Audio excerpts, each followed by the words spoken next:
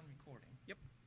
Basically, that camera, more or less, will see from here, Okay. Yep. until about here. It's not going to see much more than that. Okay.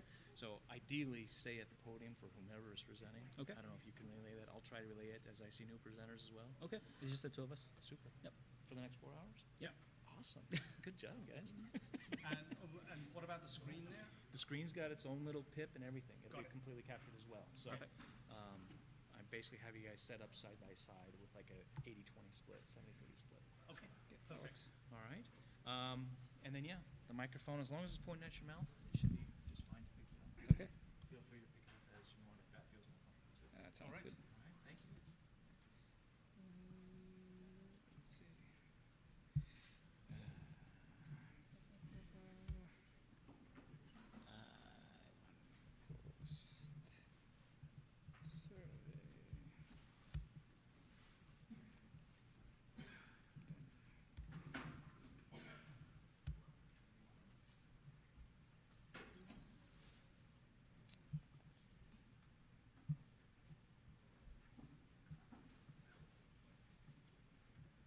Post survey. So I'm gonna post the pre-tutorial survey. Too late. I just. Oh, you did. Okay, you can do that. I just posted this. You have to Oh, post okay. the survey as well. Yeah. Pre-tu- So.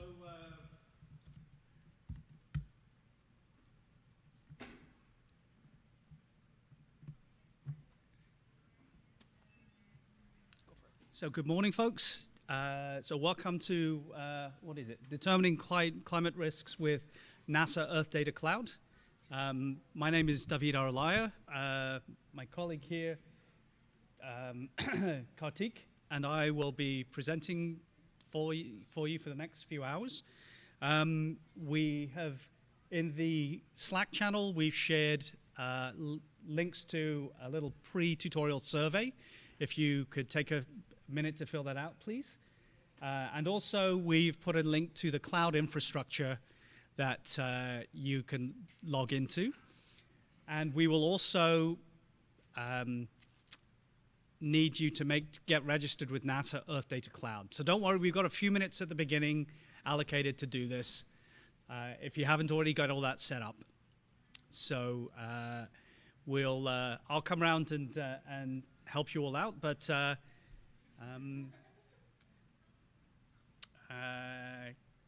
and we'll see, and we'll try and get started as soon as we can.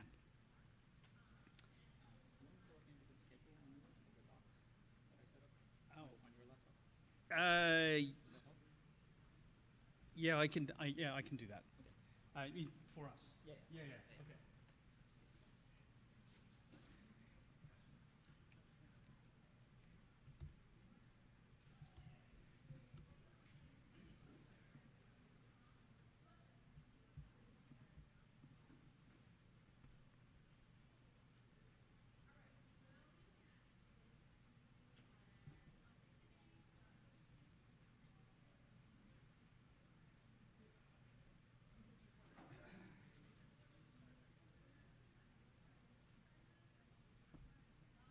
Yes.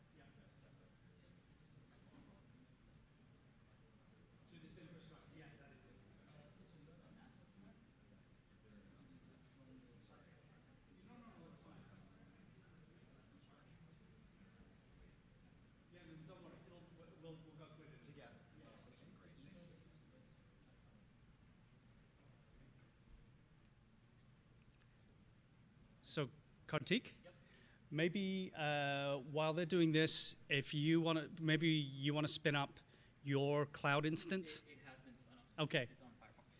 That's fine. Well, in which case, yeah, this is what. Let's show them this.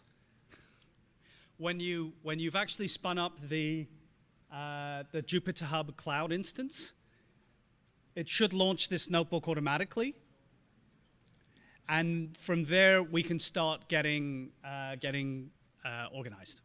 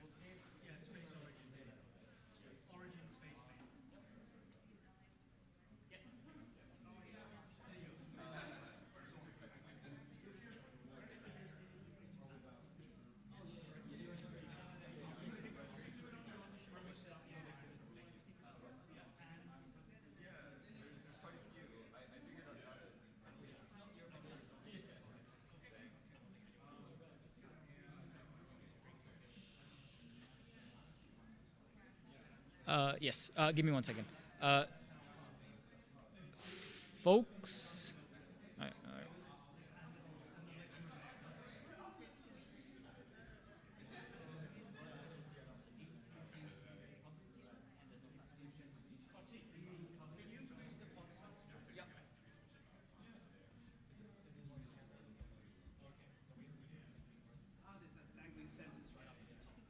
Which one? This one. I kept meaning to change that. Well, I mean, it works out. It's essential information for setting up a NASA Earthdata account.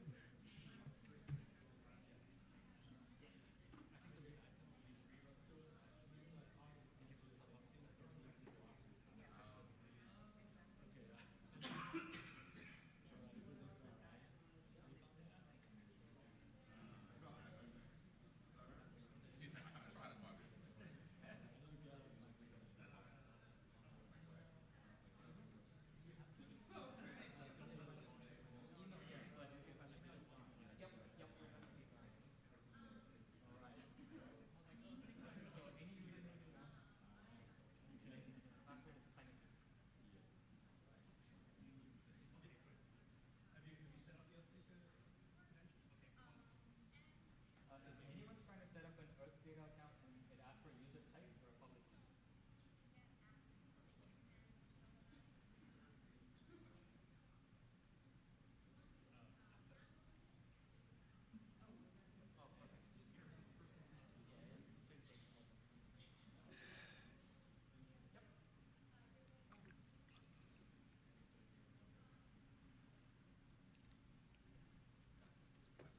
Guess we don't need that.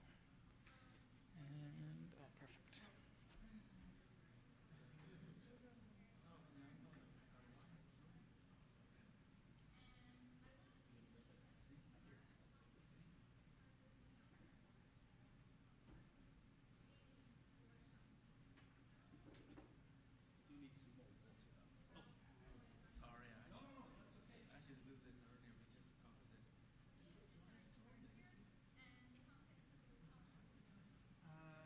Good question. Can you try close? Try. I mean, I'd close down the tab and try again. So for 202C, you don't need the Earthdata account. So make sure you remember the NASA Earthdata username and password. For the 202C, you can use any username you like. Password is timeless. So just log into that system. We'll spin up a machine for you and just wait. Yes. So you need to register a new account. So unless you have an account already, yeah, so you need to register.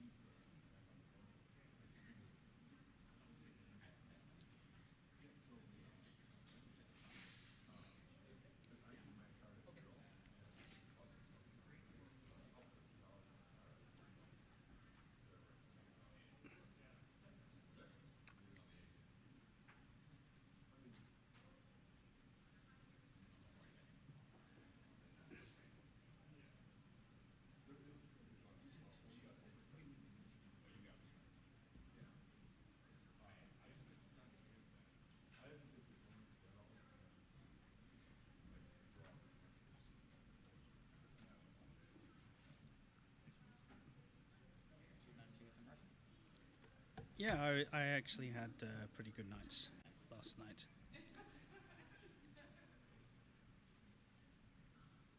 Okay, just a quick show of hands. Who's set up in their Earthdata account?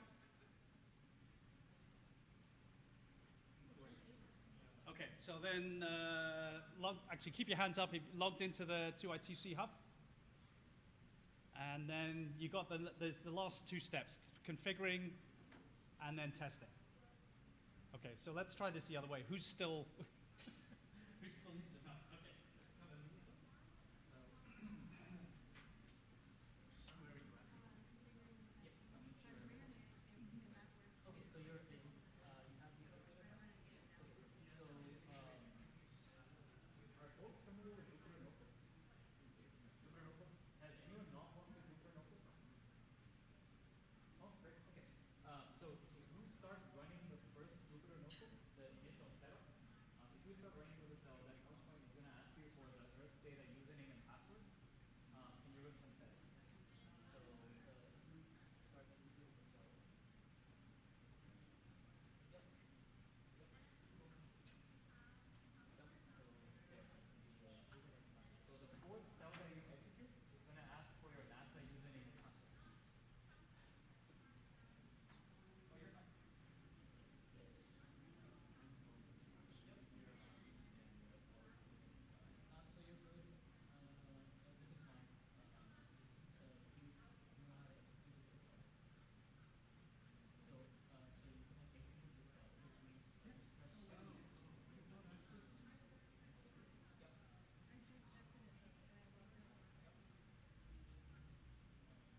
So shift enter the keyboard.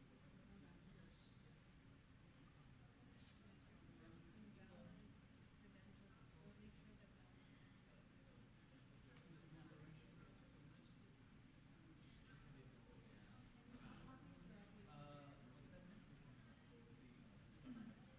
mean? Yeah, no. If you have an Earthdata account before that, you can have it. Yes.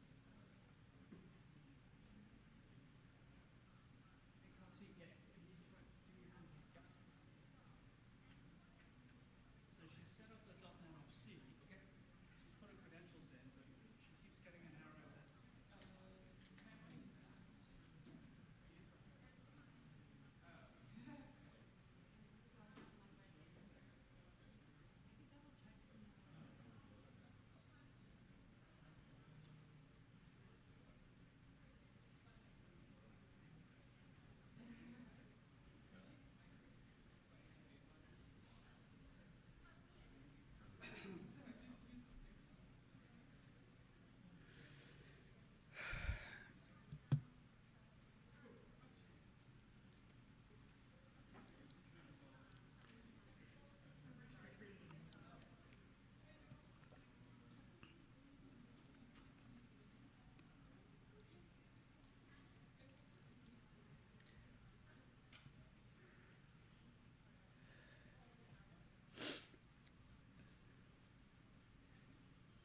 Any luck?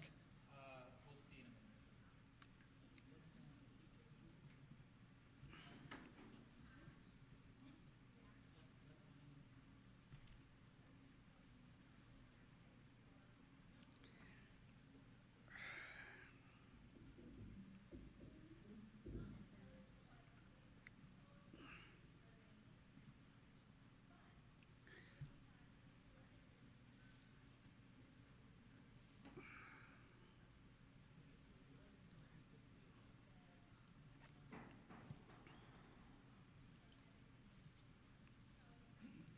So did the last cell give you success? I just leave? Yeah, no, that's good. If you made it there, that's great. Give us a second and we'll get started. Actually, maybe I think we have quorum at this point, so I'm going to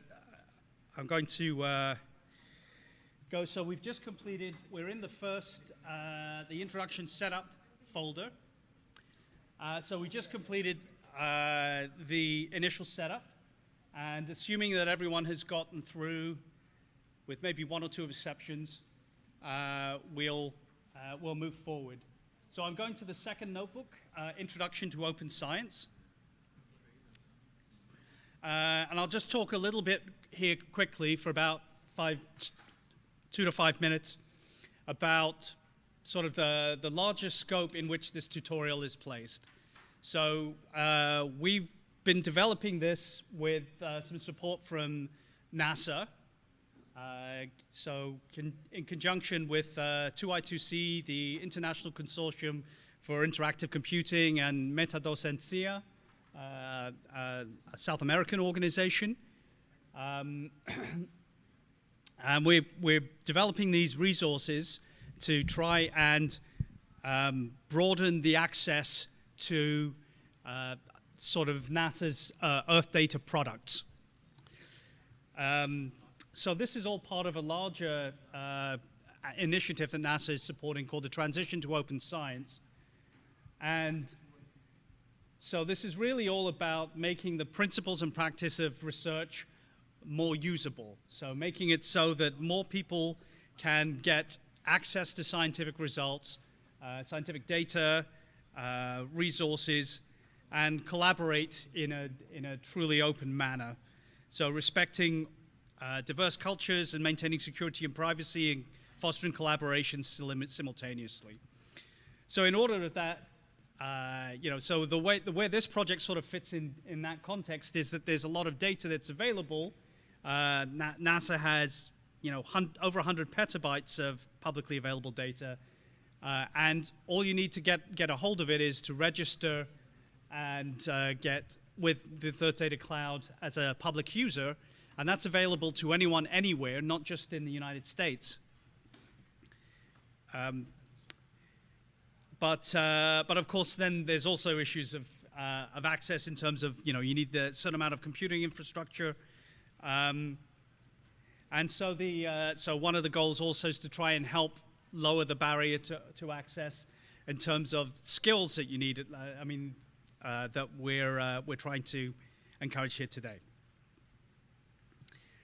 So, there's sort of some philosophical reasons about encouraging the sharing of the impact, the sharing and impact of all of these results, which I think are fairly widely discussed in the context of reproducibility.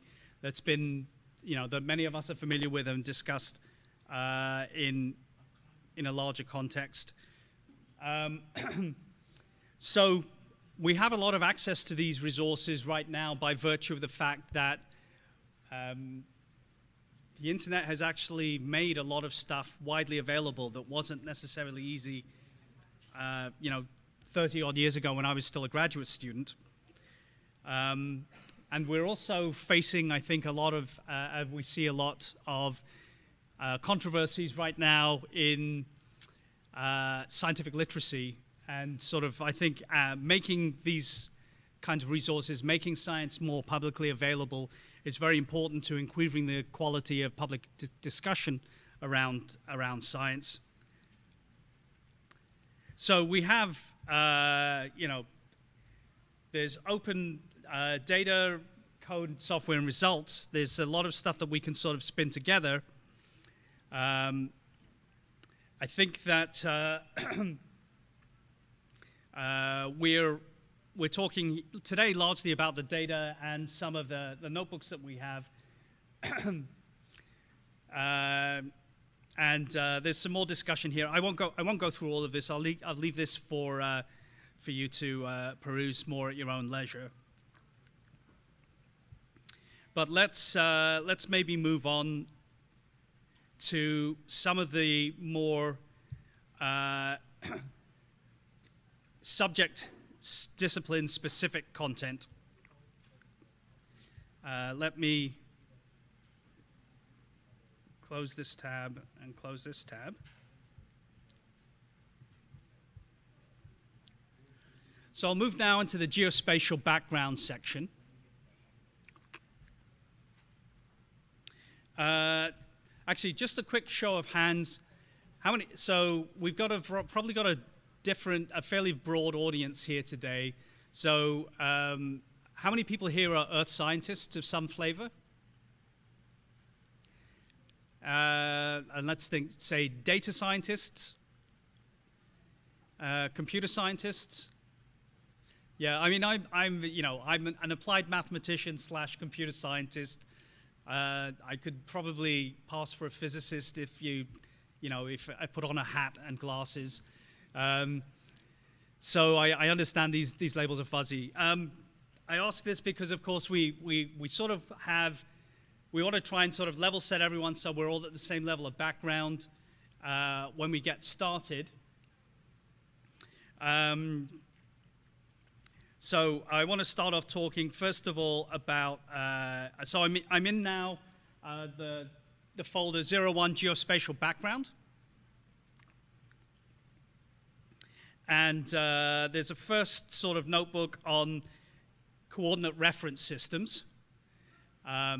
So this is quite elementary, I think, for earth scientists. If you're coming from a data science or a computer science background, you probably know some of these words. Myself, I always mix up latitude and longitude and longitude and latitude. I know they're one or the other. And so, of course, we all use these things as we're wandering around on our phones using GPS to navigate, right? So lines of latitude in a kind of a spherical coordinate system. Hang on a minute, let me make sure I get this correct. The latitude are the ones that are parallel to the equator, and the longitude are the ones that are parallel to the meridians, right? So so 0 latitude is at the equator, and 0 longitude goes through Greenwich, I guess, in the UK, and so these are spherical coordinate systems, and so they all cluster at the poles, and so there's certain kinds of geographic distortions you get when you use those representations near the poles. So as you go further north or further south, latitude, longitude coordinates become more challenging. Actually, I should get Kartik to really talk about some of this stuff because he's the legitimate Earth scientist. And I think one of the things that we don't have mentioned in this notebook that we should talk about is a little bit about WGS84 and some of the coordinate systems. We will be making reference to these in some of the code that we use later, which is why I want to make sure that we kind of level set and have a common language around all of this stuff. So the squares, when you actually look at, again, as I said, they're roughly, what is the number here? It says 12,363 square kilometers at the equator. So one of the squares round about there are roughly 12.5 square kilometers. But of course, those get distorted and compressed as you go closer and closer to the poles. So to get around some of this, what is often used, and I want to make sure I'm using this terminology correctly, the projected coordinate reference systems use sort of spatial units of length, basically, as variables instead. And this is relevant because a lot of the data that we'll be using uses projective coordinate systems, uses attributes like northing and easting instead of latitude and longitude. Just wanted to say that in the correct sequence, thank you. And so in particular, the data that we'll be using usually uses what's called the universal transverse Mercator projections. And there's a whole bunch of these as well. So these are dividing the Earth into grids and sort of locally projecting to a flat coordinate reference system. That is measured in meters, usually meters displaced from the origin in these vertical strips that are, I think, 6 degrees wide. Actually, Kartik, why don't you come and talk a little bit more about this, because you actually have the deeper expertise. You do it over here so you're on camera. So the data that we'll be working with is all in the UTM system. The tiles themselves that we'll work with, they're like 3660 by 3660 pixels, so that's about 110 by 110 kilometers at the equator. And you'll see as to why you'd want to use some common reference system across all the tiles that you're going to be using, because for any given image, you want to be sure that the image at, say, the equator is of the same dimensions as at a different location geographically. So we end up using this projection. The thing to note about projections is they aren't always accurate. They do the best job that they can in any given local geographic system. And when you do geographic manipulations, when you're trying to compare between one region and another, there needs to be some kind of projection. There are Python libraries that take care of this, so you don't have to do that math. But if you have questions about it, please do ask. We'll kind of help you walk through it. For the most part, that is taken care of in all these notebooks that we have here. Associated with the coordinate systems, there is like an origin that gets defined. Again, it isn't something that you have to pay attention to for this tutorial. It's just to say that there is a coordinate reference system that is associated with each of the tiles that we will be looking at during the day. Okay? Let's see. Do you want to keep going, David? Sure, I can take this one, yeah. All right. So thanks, Kartik. So again, for the purposes of today's tutorial, again, this is elementary for people who are from an earth sciences background, but there's sort of two categories of data that are commonly used. Vector data, which is usually representations of individual points, representations of lines or polygons. And so usually there's a fairly simple Pythonic kind of description of these, usually lists or sequences of tuples to represent polygons. Polygons are usually closed, so the first tuple and the last tuple are always the same. But I want to just make sure that we refer to what the general category of data is in an abstract sense before we talk about specific representations. When we change from different representations and change from different software packages, there'll be different specific syntactical and language-specific ways of referring to things, which is fine, but it's nice to have a picture in our mind of what the abstract concept is that we're thinking of, which is why I just want to talk about vector data, and the other kind of data that we'll look at is raster data. But we'll see that in a minute. So, right, point data are just usually just, oops. I have this on my Mac as well. It does this. Okay. All right, so point data usually refers to just individual infinitesimal zero-dimensional points. And I mean, we're accustomed to doing this whenever you do a search on Google Maps or something, right, to find the Tacoma Convention Center. You'll get some very precise lat-long coordinates or lon-lat coordinates. And of course, it is actually expended. When you zoom in, of course, there is an extent around it, and we'll show you actually how to draw a picture of that in a notebook in a few minutes. Lines, of course, are features like roads or rivers or other kinds of geographic features that you would have in some geographical context. And so you'll represent, something like this spatial entity by a vector representation with a sequence of points. I guess there'd be two different lines, I guess, over there where there's a branch in that river system. And finally, there's polygonal data. We'll use this later on today to do a plot of a lake superimposed over a particular geographic data image. Right, so you'll usually boundaries of buildings, cities, but also geographic features like lakes and seas and things like that. So, and again, there'll be just a sequence of points represented in some coordinate system. Yeah, please. I'm just curious, is there an extension of vector data that does 3 dimensions so that it tracks things like buildings? I was just trying to think of how to Yeah. Into the mic.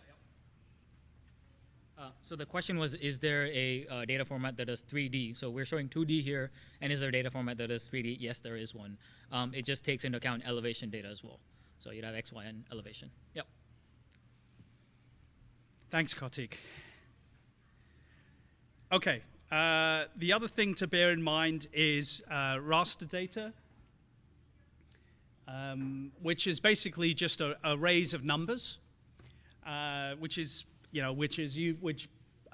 pixels or pixels of images, if you like. So those are represented using some sort of a grid, two-dimensional grid of values represented in some stored in some data format. And so there's a number of challenges working with raster data, which we will discuss when we're actually looking more at some concrete data sets from the NASA Earthdata collection. But one of the things that we have to keep track of is this idea of sort of image pixel coordinates versus spatial coordinates. So when we're indexing, and I will point on my screen because that won't show up on the camera, right?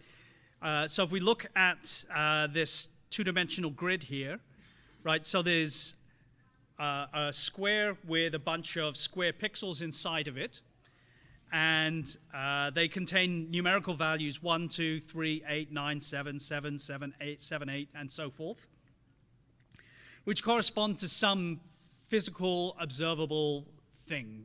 We'll be looking at things like disturbance and water extent, which are gathered from satellite images. And so these would be numbers that are being recorded by some remote sensing instruments on board of a satellite orbiting the Earth.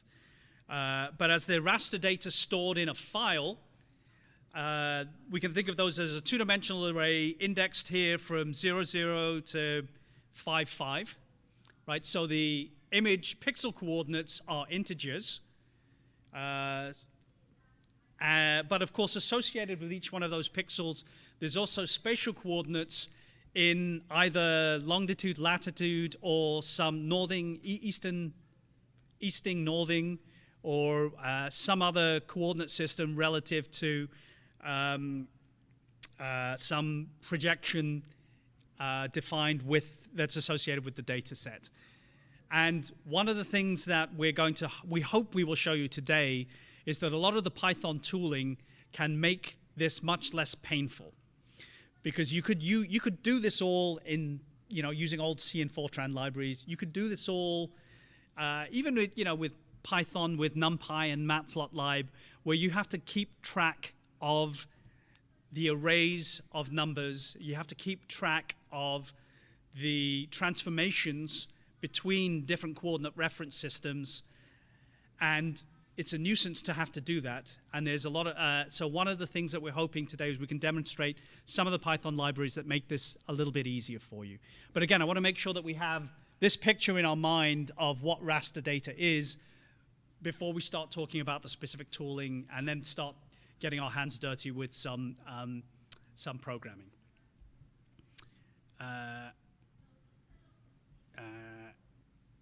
And of course, again, there's also there's notions of distances that we will also learn how to extract from our Python tooling as well.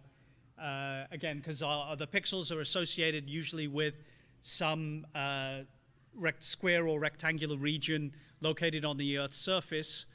And hopefully the data structures that we have representing this raster data will come with enough metadata that we can actually extract spatial information from it as well. And we will show you how to do this in a little bit. So let me go on now to the last concern here, which is about geospatial data formats. So there are dozens different formats used for representing scientific data. HDF, Parquet, CSV, comma separated values, CSV, right? And GIS, Geographic Information Systems, have a lot of their own specialized ones as well, like DRG, NetCDF, USGF, DEM, DXF, and a whole bunch of alphabet soup acronyms. We cannot possibly go through all of those in the course of 4 hours without boring the heck out of everyone. But what we're only going to use three. Actually, we're really mainly using one. We're mainly looking at GeoTIFFs today. We'll do a little bit with shapefiles and maybe GeoJSON.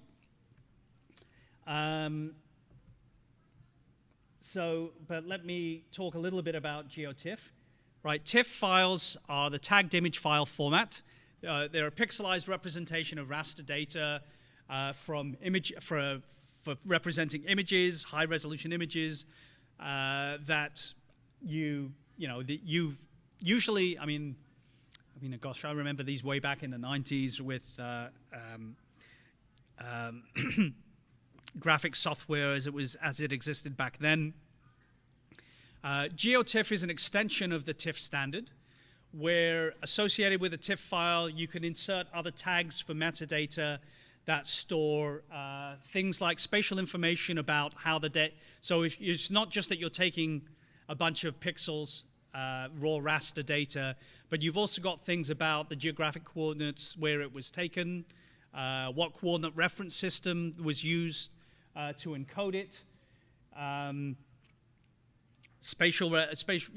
Any transformations, the sizes of the pixels is usually encoded in there.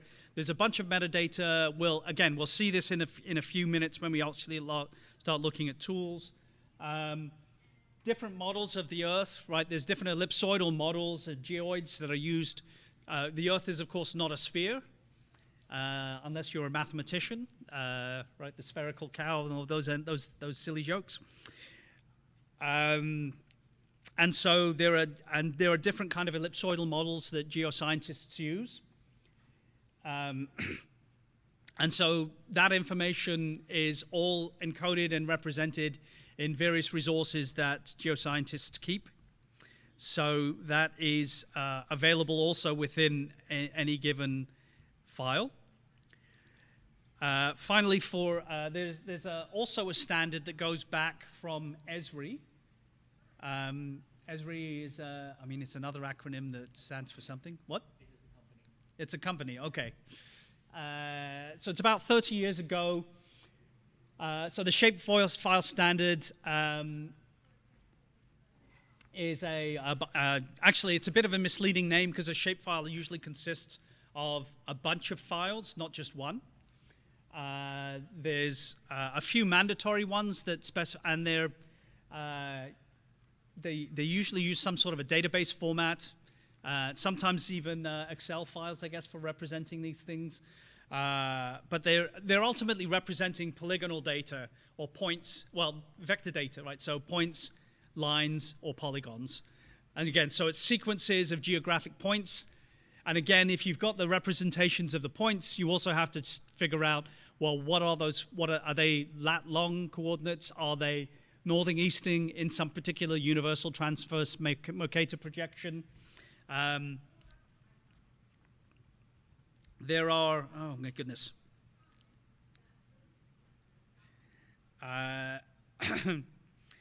There's a few sort of mandatory components of this, right? So there's a main file that's called shape format that basically has sort of the raw spatial vector data points. There's an index file that shows you where to find those in there. I mean, if you can imagine if you've got a very long, complicated geographic feature, if you've got the boundaries of all of the states in the United States, right, represented as latitude, longitude coordinates,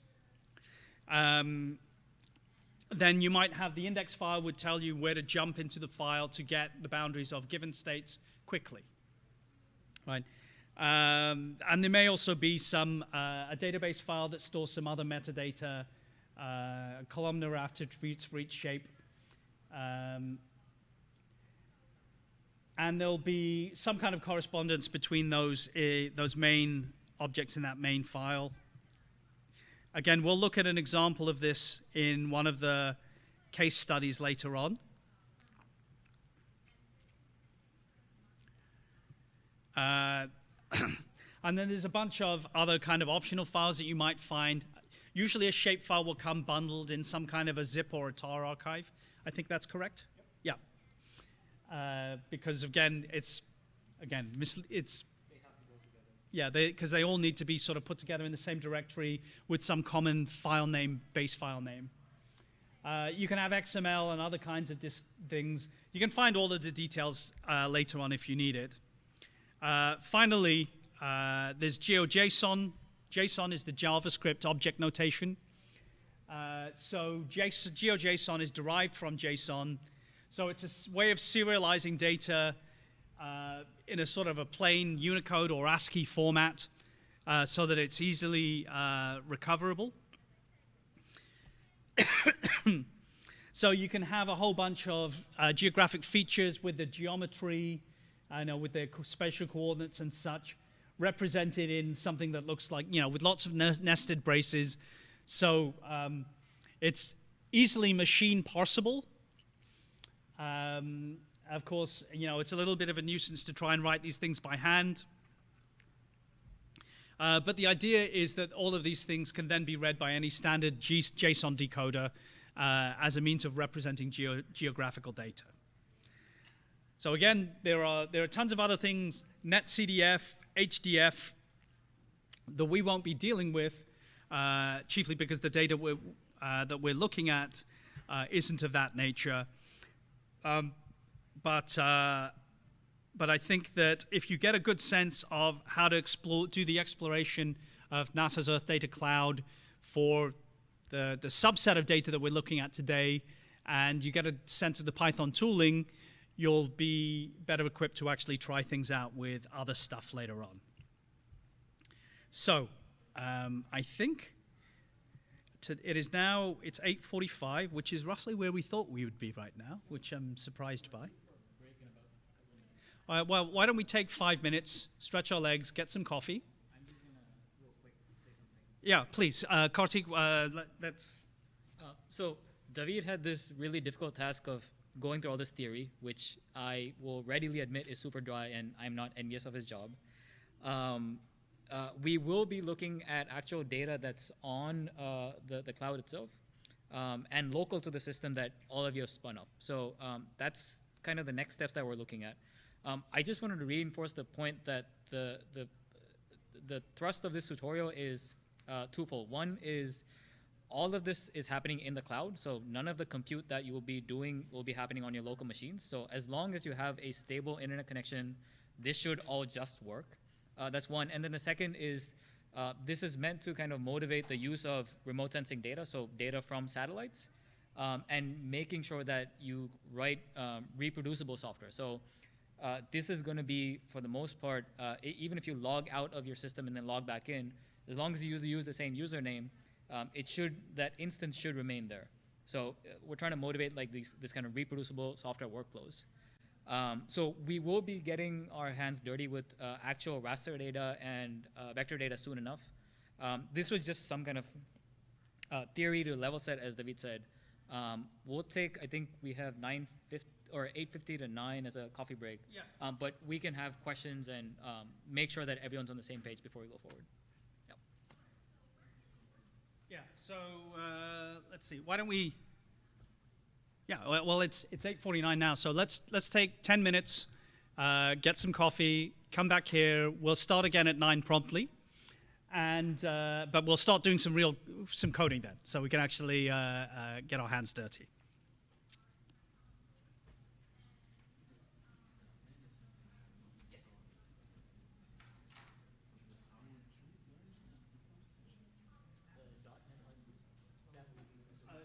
The data that you store on the cloud platform is persistent. If you log out and spin up a new instance, your data will still stay. And you can delete that. And you can download onto your own again. Okay, so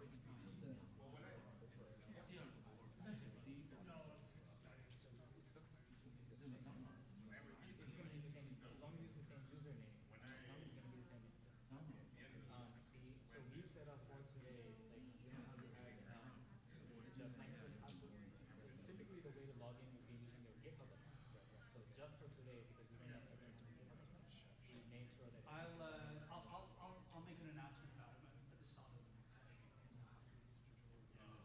But I need to know. Yes, yeah. We'll Yeah. that's a good question. Well, the notebooks themselves will be available permanently. But the infrastructure, I'm not sure. So we need to talk to James about that. I'll message him right now. Yeah. So NASA is paying for the infrastructure. Yeah. So this is coming through the house. Yep.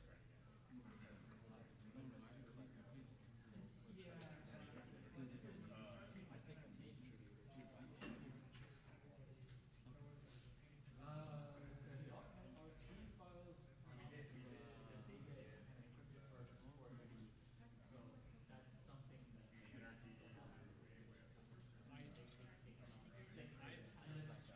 unless you do like change password, change the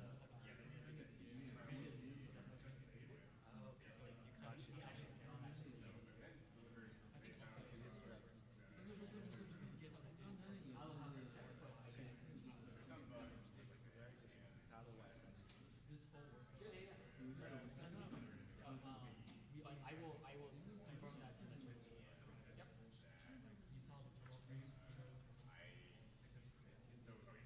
I have not turned on my shop design. I put in keyboard streams, so maybe like, I don't know, look at where that's at. Like, so I started as a 1.1.1 speaker. GitHub has its own. I did because There's a this lot of was that nuance of these things. I just need black magic. That was really the bare bones basic. It's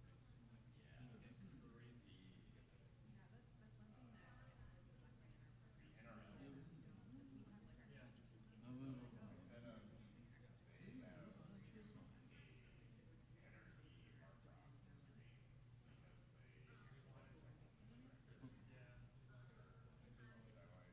screen because they that's set up. I'm not sure that I actually like You can copy paste this.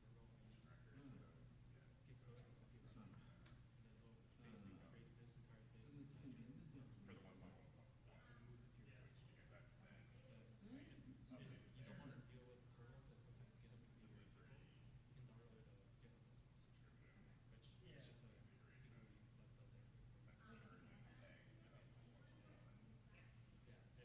tool. It's also very nice because it's really easy. Yeah, I prefer it right now. I recommend it. I don't use the native. There's something called Python 2. This is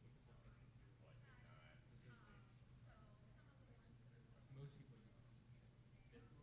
It enables more plugins, like the way my terminal system is. Then the LNC, which lets you completely customize. So I can see what Thanks for that stuff I I've can got. see what where it's running. I can see I switch to I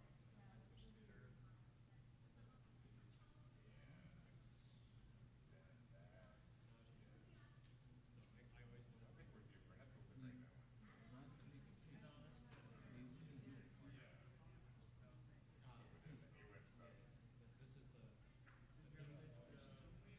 we're different.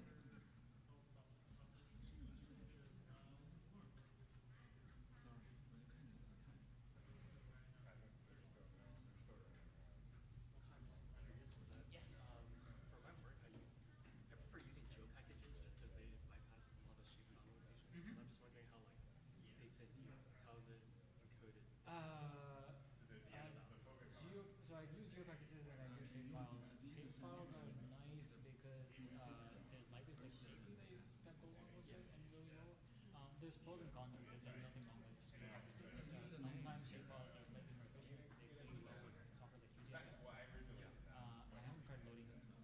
It works, not as good. Exactly. But because a lot of my workflows in GeoPandas and it plays very nicely with GeoPandas. Yep.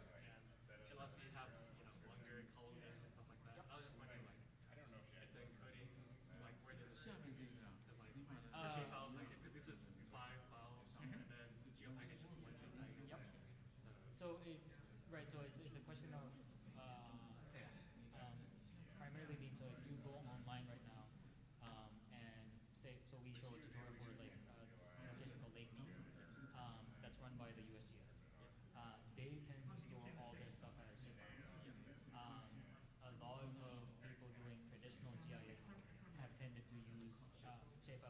because they're using software like QGIS and ArcGIS. Modern standards, they're like folks are more and more tending towards like GeoPack. So that's the only reason that we use shapefiles here.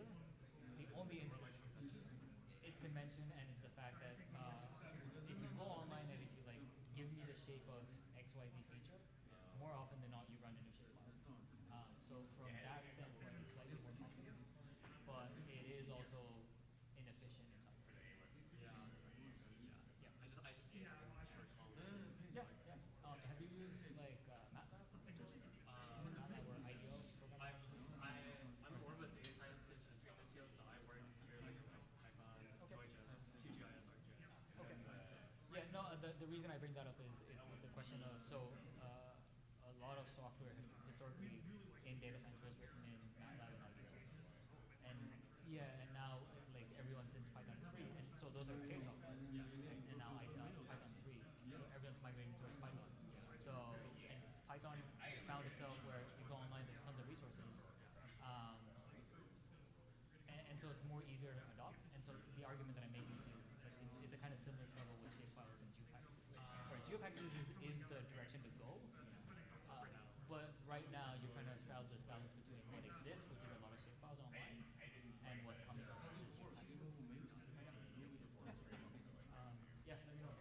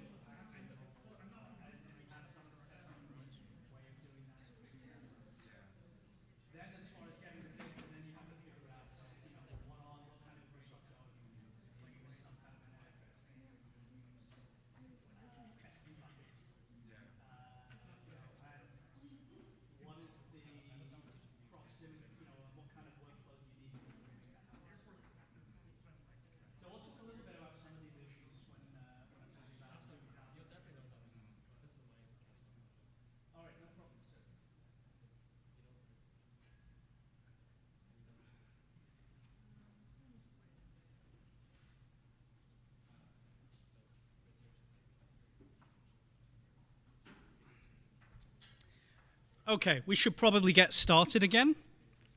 So thank you for your patience. Should I be wearing glasses? Let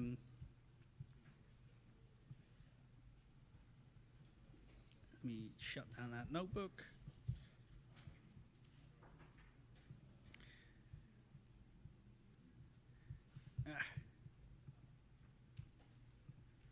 Okay, so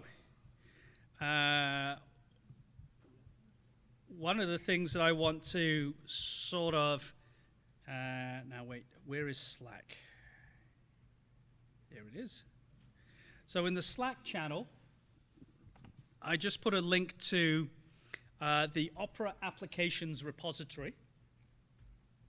So Opera stands for something. What does it stand for? Observational products for end users for remote sensing analysis. Observational products for end users for remote sensing analysis. Okay. There's this whole alphabet soup with all of this that I'm the wrong kind of scientist to remember. Why am I mentioning this? So this is some stuff that NASA has provided. It's a repository of Jupyter notebooks that allows you to explore and do some proof of concepts with a lot of the Earthdata products. A lot of these notebooks, when you try to execute them, it's a little tricky. Again, I want to be careful. I'm not disrespecting the people that did this are hardworking scientists who are really smart and have a lot of things on their mind. They got something running, they put it up as a proof of concept, and then went on to do other important scientific things. So one of the things that we've done is we've tried to go through this. If we take a look at some of these notebooks, let me try and see if I can find one for disturbance.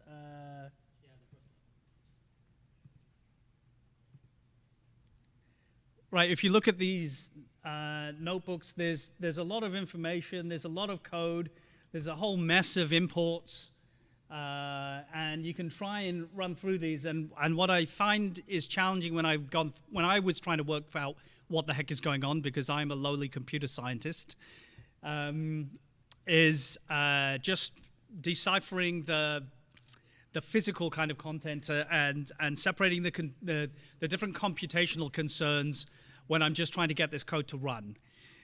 So we've tried to sort of refactor some of these in the tutorial notebooks we've developed.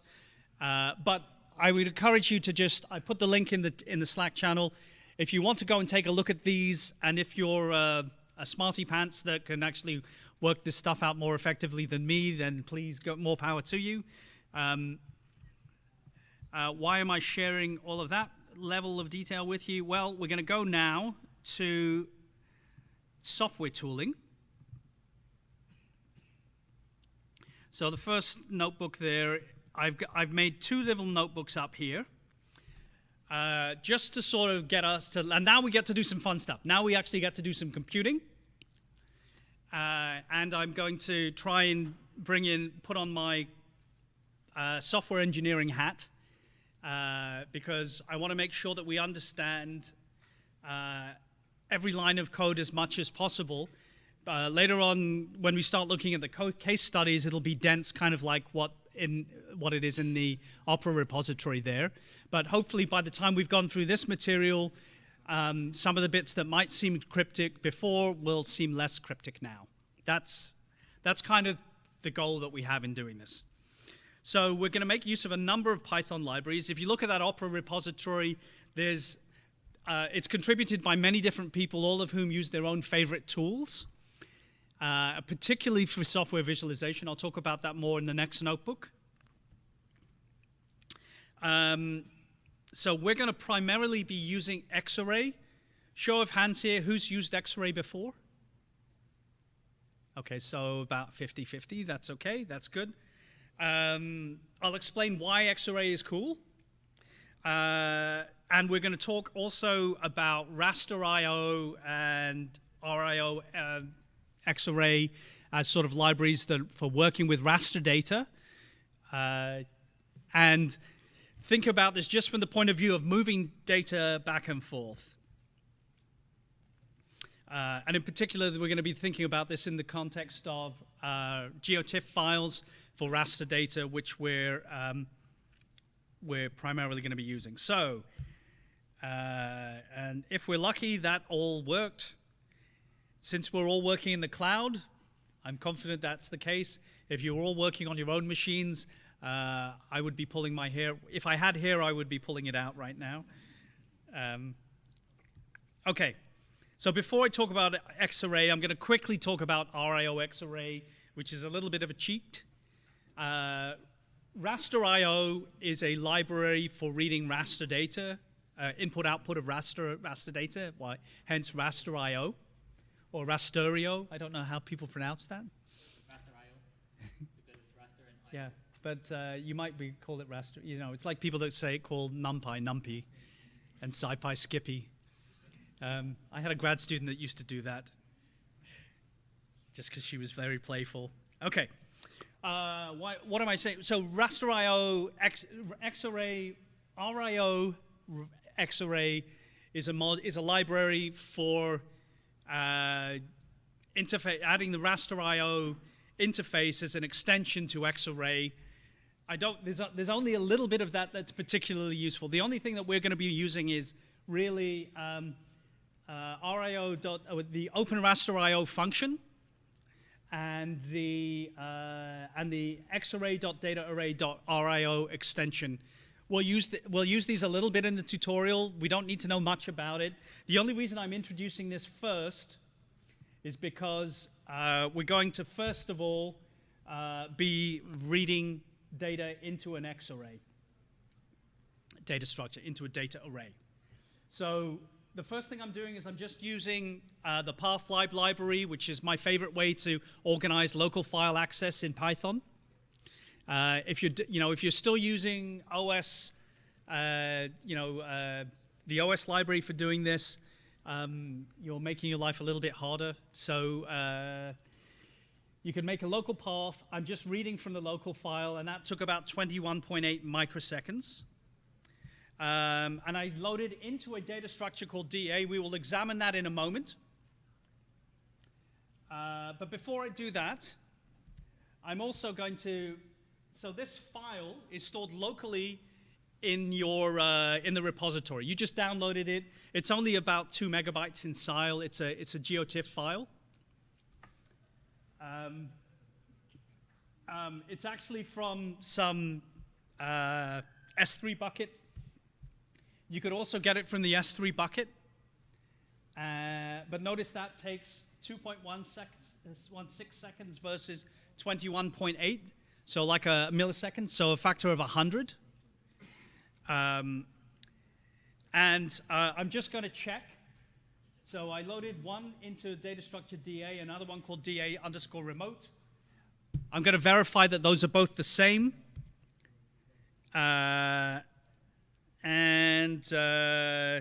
Oops, what happened there? Oh, yes.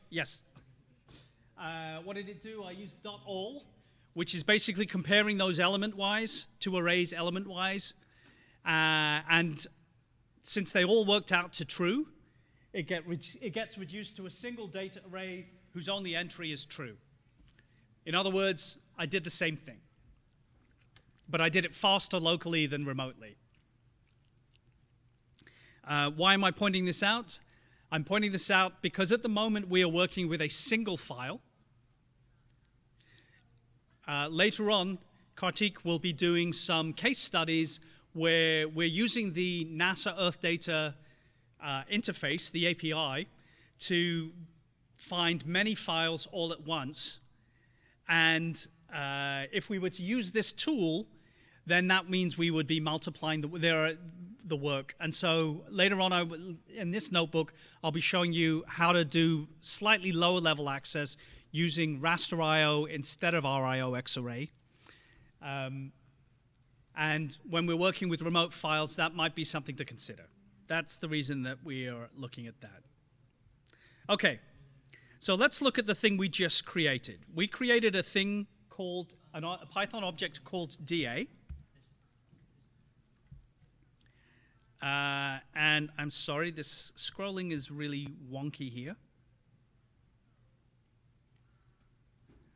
So we loaded this from the local path, and I like f strings. So f strings have this property that if you just put in some command inside of braces with an equal sign, then it spits out the result in a nice way. So the type of my object DA is a xarray core data array dot data array. And if I evaluate it just at the bottom of the cell in the IPython kind of interpreter, in my Jupyter notebook, I get a rich representation of this, right? So I get something that I can fold in and out. And what does it tell me? It tells me I've got 13 million values of D-type uint8. It says band 1 Y3660 X3660. So those are coordinates associated with my array of values. So this is one of the useful things that Xarray provides. Remember, I was talking about raster data. And one of the challenges with raster data is when you index into an array, you usually index with integer coordinates, right? Where starting from 0, because this is Python, and up to whatever the length, the width or the height of our image is, which in this case is 3660 in each direction. So it's a square with 3,660 pixels in width and height. But I also have the ability to look at those, and if I examine those, actually, if I look at the indexes, right, the band, so this is a three-dimensional array, there's only one band. In the x direction, there are some coordinates which start 499,000, wait a minute, how many nines are there? Yeah, 499,995, 500,025, and so forth. And so those are coordinates in some UTM, Universal Transverse Mercator, some projected coordinate system. So X would be the easting coordinate and Y would be the northing coordinate. By default, RIO_xarray.openRasterIO has taken that local file, that geotiff file, and it has loaded in the raster data from it into an Xarray data structure called a data array. And that has automatically unpacked the coordinate information in there as well, and given that labels band, Y, and X. And the Y attribute has sequence 470,025, then 469,995. Notice it's decreasing in the Y coordinate versus increasing. And we'll explain that a little bit more later on. It really comes down to the fact that in pixel coordinates in images, usually you have the origin at the top left corner. So as the row index increases, you're going down. And as the column index increases, you're going to the to the right. My left, your right. So yeah, that Y coordinate is decreasing as you go along, which is a nuisance bookkeeping detail that you don't want to keep track of, which is why you really hope that you have a library that will keep track of this for you. Okay, so you can access each of these things programmatically, right? Python is everything is an object. And the data array data structure has all of these useful attributes. Actually, speaking of attributes, there's also metadata represented in a field called attributes, or ATTRS, attributes,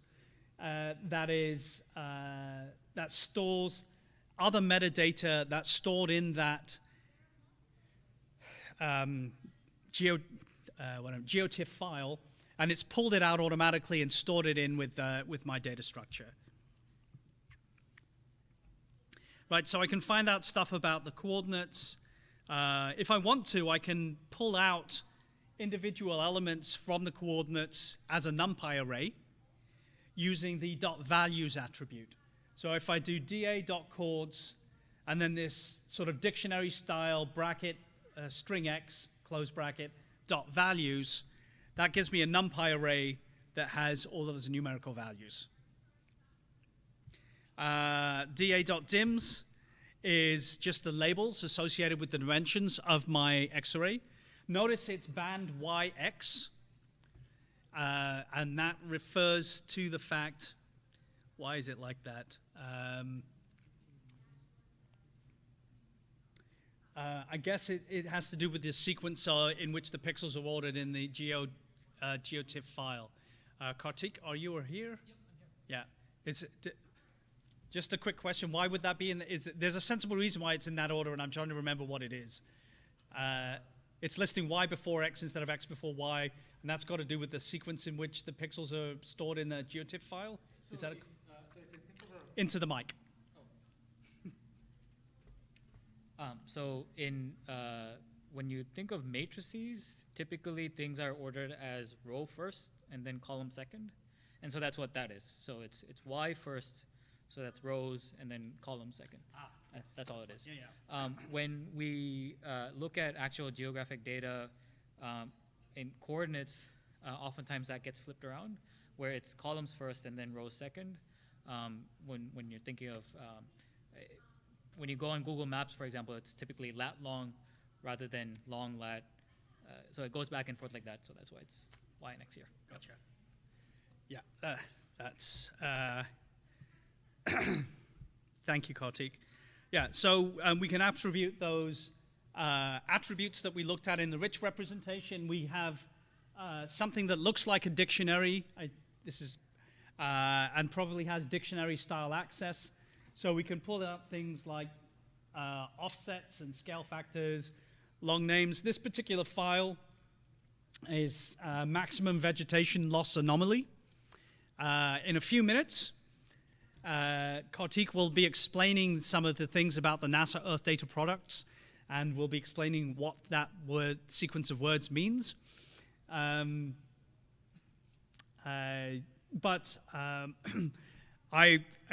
Just thinking about this sort of programmatically, I just want to make sure that we understand, from a software engineering development kind of iterative development kind of process, I make sure that before you write a loop to do many things to many objects, you make sure you can do it for one object first, then you write your loop to do it, and then maybe you embed that inside a function, right? But you do it in that sequence so you have a clear understanding of how the software works. So that's why I'm also going through this in somewhat painful detail. When we use RIO-X array to load data into an X array data array, the data array has an object called, a field called rio.crs. CRS stands for Coordinate Reference System, and there is a Python library called CartoPy, or Cartopy, I don't know how it's pronounced, that has representation, that basically is used for all of that transformation between different projected coordinate systems when you're looking at two-dimensional maps of things on the three-dimensional surface of the Earth. So there is this whole sequence of weird magic numbers. And Kartik can tell me 32,610 in CRS. What does that refer to here? CRSs have just strings of codes associated with them. They all refer to a coordinate reference system that works best for a geographic location. 3610 is a geographic coordinate reference system that works best for the opera data. So it works globally, it works really nice, and that's the CRS that gets used across the entire opera data set. It isn't ideal, where there is trade-offs that you get made, but it is what gets used consistently across. There will be, if you had another data set that was localized to a specific region, say Alaska, then that will have its own CRS, and that CRS has a code associated with it. It won't be 32610, it will be some other string, but any given location just has this string associated with it. Thanks, Kartik. Yeah, and there's places that we can look this up, and the Earth scientists will know this. The rest of us, we can figure out how to look this up, but for the purposes of doing the computation, we just need to know this exists. So I'm just going to do a little bit of manipulation, because this is in fact not, this actually, and I think I'm using this terminology correctly, right? I'm relabeling, and in fact, actually just let me examine this once I've done that. Right, so I've relabeled the coordinates as x and y as easting and northing, which I believe is the correct terminology. And band I kept as well. It's still only one band. So it's technically a three-dimensional array. But one of the things that we can do is we can access, right, so one of the reasons X-array is sort of built on top of NumPy in the same way that Pandas was built on top of NumPy. Right, so with, again, one of the challenges when you're using multi-dimensional arrays, well, I guess even like with Pandas, it was actually just starting even with one-dimensional arrays. It was usually used for time series work. So if you had a time series of numerical data associated with, you know, say the temperature here in Tacoma, over different hourly data sampled over some period. And if you wanted to index the data for July 8th at 2 p.m., which is in the future, so we won't know that. But if you wanted to do that, you'd actually have to figure out, you'd have to have a separate array that was tracking the timestamps, and then index that in conjunction with the array that you have that's indexing the numerical data for the temperature, and keep track of these things together separately. So Pandas provided a way of making it so that you could have time series that were linking the numerical values directly with the index of the times, so that you could actually do slicing in a very simple way. So X-array is extending that idea for multidimensional data. Right, so if you want to find, so you can do slicing using integer values using the iCell selector, right? So if I want to find the slice, you know, an array, the two-dimensional array that corresponds to the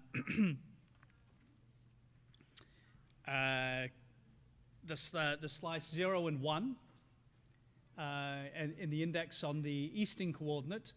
So it's only extracted out two values from the easting, but all of the northing are there and the entire band is there. So it's sliced out a three-dimensional array from this set of values. And again, you can examine this and you can see, right, you can see that you've only got two values in the easting. You could select those using the .cell selector as well, just using the raw values of the easting coordinate, and that would actually get you the same data. And if you just take if you just select that whole 0 band, you could, in principle, use the .plot accessor to plot this data as well. In the next notebook, where we look at visualization tools, I'll explain this in much more detail.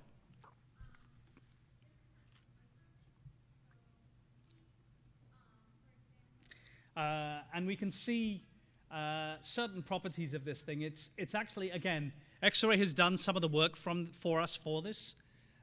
It's borrowing from the pandas.plot API. So it's already put up all the labels. It's done a nice little color bar. We could put in matplot. This is a matplot live type, static plot. It took a minute to generate.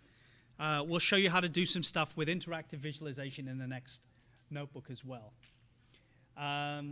Finally, just remember that the data array is in fact a wrapper to a NumPy array. So just as in pandas, you can extract the values of the NumPy array using the .values accessor attribute. I can bind array equals da.values, and then I can just print out some diagnostic information. And when I do, I find that I've got a NumPy array. It's three-dimensional of shape 1, 3660, 3660. The data are 8-bit integers, unsigned integers. That's actually important. We've got, and it takes about 13 megabytes of storage. Just note it again, if we look at this image here, we'll see the value goes from 0 to 255, which is the range of values you can represent as an 8-bit integer, from 0 to 255. And just think about this for a minute. If you had represented these as floating point values, right? Floating point values, single precision are 4 bytes, double precision are 8 bytes. An unsigned 8-bit integer is 1 byte. So we're saving a factor of either 4 or 8 in storage in representing it like this. So instead of being 13 megabytes, it would have been 4 or 8 times as large. That doesn't make a huge difference on the memory of this machine, but it does make a difference in terms of data transfer, if you're thinking about moving data across the cloud, right? So there's a lot of thought that's gone into actually representing these raster data for cloud, in cloud-optimized GeoTIFFs, so that they can be used more sensibly. One other thing to bear in mind, if I just take a look at the entries of this array, we can see, so pandas has I've changed this to a pandas series. I've used a pandas series method called values counts. So what that's doing is it's counting all of the pixels from 0 to 255. And we notice that the values, most of them, about 12 million of them have the value 0, which we actually saw in the picture as well, right? This picture is mostly black, right? And those are the black pixels down there are 0. There's some other geographical features here that we can extract. And again, Kartik will explain what these things mean when he talks about this particular data product. But most of these pixels are 0. There's a bunch between 0 and 100. And that makes sense when we actually take a look at what this data is. And then there's a bunch that are also 255. There's none between 100 and 255. And that, again, makes sense when we look at the specification of this data fact. I think these represent percentage of deforestation or something like that from 0 to 100. And 255 is invalid pixels. That's a data marker associated with this data product. So why am I showing it? I'm just pointing out that you can actually use Xarray to interrogate the data and find these things out and make these do a little bit of analysis just using very simple Python tools. I'm going to talk a little bit now about more low-level access with Raster.io. How many people have used Raster.io before? Okay, not very many. Excellent. Okay, this is useful then. All right. Okay. So Raster.io is used for inputting raster data. We can do it with local files. We can do it with remote files.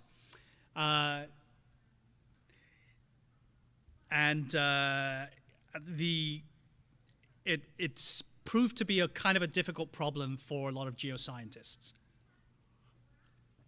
So, before Raster.io, you used to have to use the Geospatial Data Abstraction Library, GDAL, which has a lot of, there were some Python bindings for it, but they were very C-like or Fortran-like in the API. How many people here have written in programs in C or Fortran before? Oh, so I share your pain, my brothers and sisters. I did a lot of work in Fortran back when I was a PhD student, and when I learned Python, my life improved immeasurably. I did a lot of MATLAB as well, as Kartik was talking before, and that was cool. But Python sort of has really sort of changed the bar here. So again, we're just working with the same local source. The generic way that we would do things. Remember in Python, when you open a file, you usually have to open a file, you do some stuff, and then you have to close the file afterwards. So we'll use the same idiom with raster.io, where we'll use a context manager or a with block. So we do with open raster.io.open as ds, and we do some computation, and then afterwards there's code outside of that. So as a verification, here I've got a cell where I'm just opening it. I'm creating an object called ds. I'm printing out the type of ds. There's an assert statement, assert that ds is not closed, and that passes. And then outside the scope of the with block, there's an assert that ds is closed, and that passes as well. Right? That's just a little bit of, again, me being a software engineer and a little bit anal retentive. So this dataset reader object that we create with this with block, DS stands for dataset, DA stands for data array. So there's a bunch of attributes and methods that I'll just quickly go through. Right, there's one called profile that prints out a bunch. It's a dictionary type thing that has a lot of diagnostic. If you've opened the dataset correctly, then you should get this information. You can actually get a lot of those attributes independently, right? So the height, the width, the shape, the count. Right, so no data is 255. That represents the fact that 255 is missing data in our unsigned integer data set. There's the CRS from EPSG 32610. There's a thing called transform, and that is an affine, that's a matrix, if you like, that represents an affine transformation in projective coordinates. And so there's geographical information, geospatial information you can get from that. Remember, this relates to the fact that we're going from pixel coordinates to continuous spatial coordinates. So here's a picture I've swiped from Topographica there.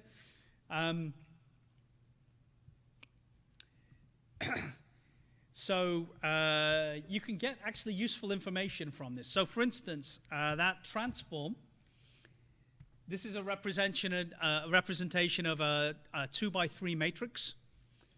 The diagonal elements, 30 and negative 30, those represent the stretching factors in the horizontal and vertical dimensions. The fact that one is negative is a reflection of the fact that the y coordinate is decreasing as you increase the pixel coordinates. All right, so that's why we take the absolute value. And so this represents the fact that the pixels are 30 meters? Yeah, 30 meters on a side. So why am I showing this? Later on in the code, you're going to see this line places, and you're going to read that and ask, what the heck is this doing? And what it's doing is it's just extracting some geographic information from the data set that we need for some of these computations we're doing. Again, you can do some mappings to transform pixel coordinates using this DS transform. You can multiply it by a tuple, and that actually has the effect of computing the continuous coordinates associated with the bounds of our coordinate system. Of course, you can get those bounds directly using the dataset bounds attribute. And you can actually convert between dataset integer index coordinates and spatial coordinates using the attributes, the method xy and the method index. So here's a little loop that actually shows that, right? So if you just loop from 0 to 3 and 0 to 2, you can print out the corresponding spatial coordinates of those pixels.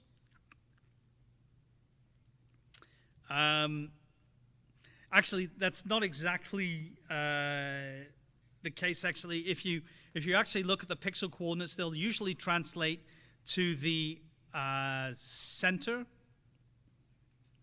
Right. So if you apply the transform to 0.5, 0.5, I think you get the same coordinates.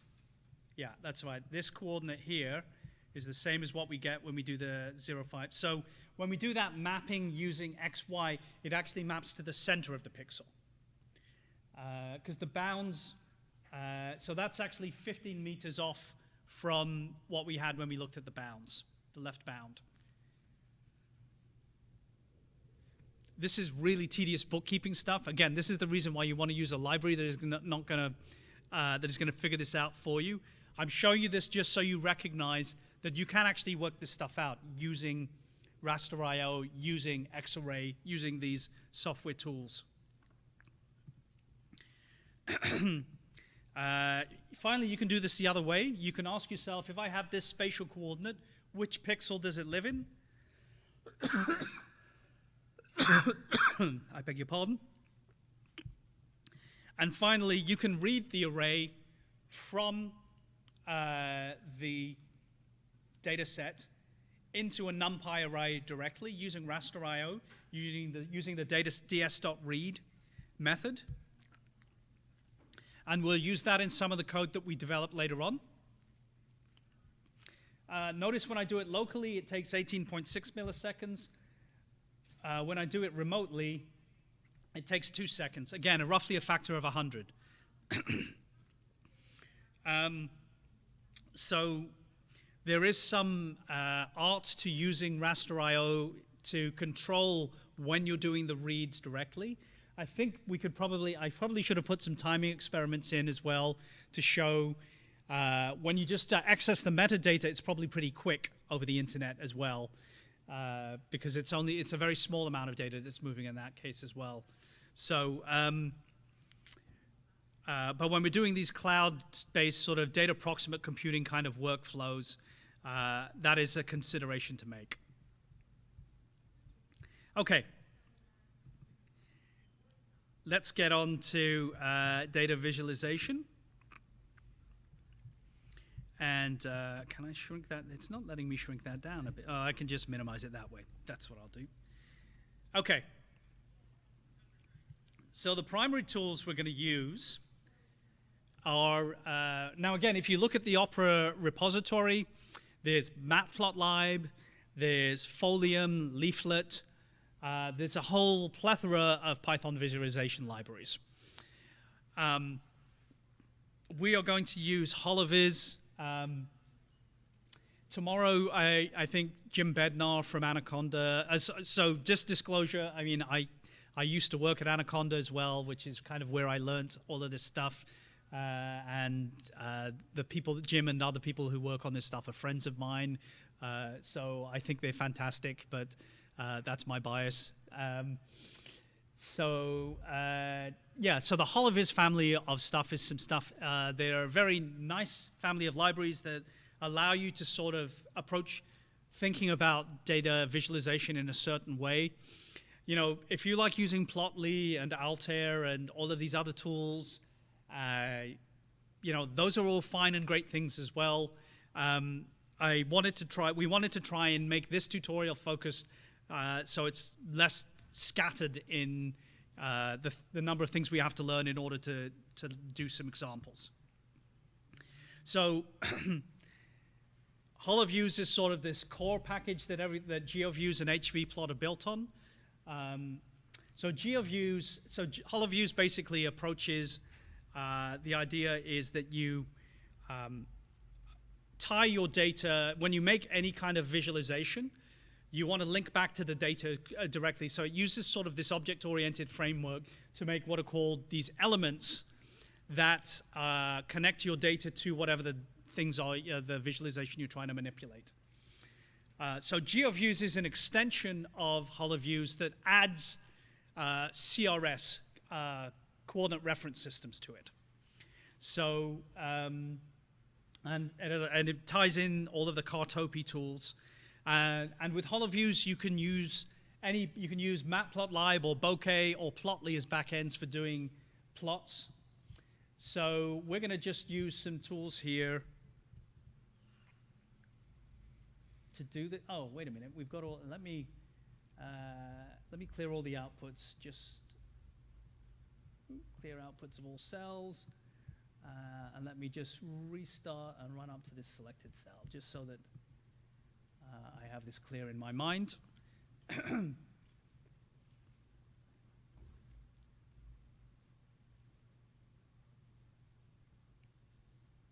How many of you have used GeoViews or HVPlot or any of these tools already? Handful, okay. All right. Well, I'm hoping that you can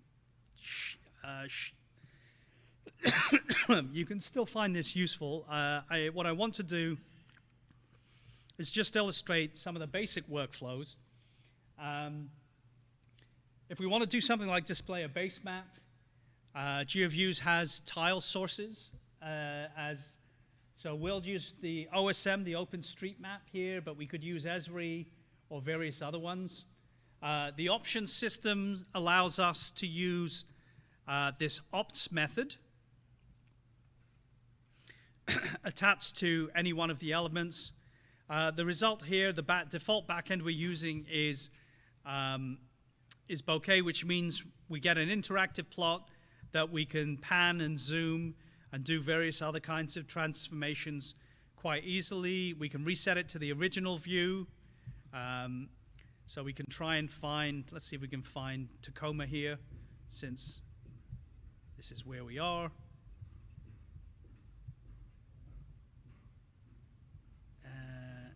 Too far out. Oh, too far north. Oh, yeah, I'm Canadian. I live in Vancouver there. So I don't know any of my geography here in Washington. There we are, Tacoma, right there. Okay. So there's many ways to plot points. I didn't show Shapely in this notebook. I should add that in later, but we'll do that later on. Right, so we can just specify a tuple here for, this is the longitude, latitude coordinates of Tokyo. So geoviews.points accepts a list of tuples, and we can put those in, right? So, and then we can create, we load it in geoviews.ops as a submodule.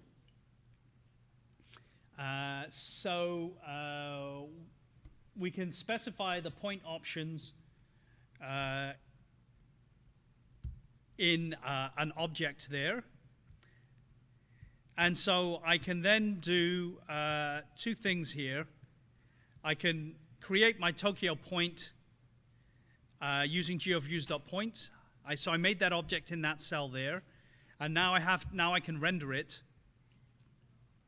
Notice I'm too far zoomed in. So if I am I zooming in there or zooming out? Wait a minute.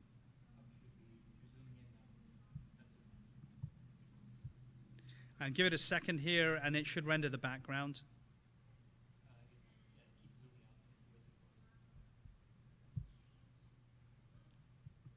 There we are. So that looks like Tokyo. OpenStreetMap is giving the street names in Japanese.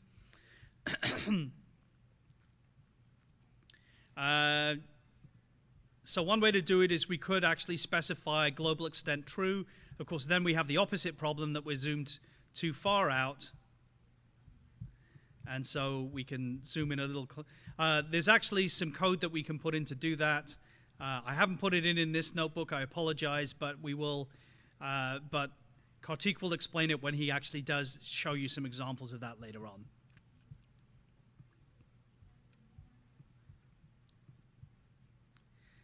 Right, so plotting rectangles, the standard way that we represent the rectangles with four corners, xmin, ymin, xwin, ymax, xmax, ymin, and xmax, ymax. I suppose just left, right, up, and bottom, is to just represent a tuple for the corners. So here we'll just make a little box that is centered at the coordinates minus 7.93, 31.67 of width 0.5 in both directions in longitude and latitude. So this is just representing the lower left corner and the upper right corner as a 4-tuple. And so we can then make a little plot of that again, and that shows Marrakesh, which is, I guess, in the Middle East. Or no, it's actually, sorry, it's further west than that. It's West Africa. Sorry, I'm giving away my poor knowledge of geography. So later on we'll do this. We'll use the same kind of format though, specifying a bounding box of latitude, longitude coordinates as that kind of a 4-tuple. We'll use that for making queries to the PyStack API.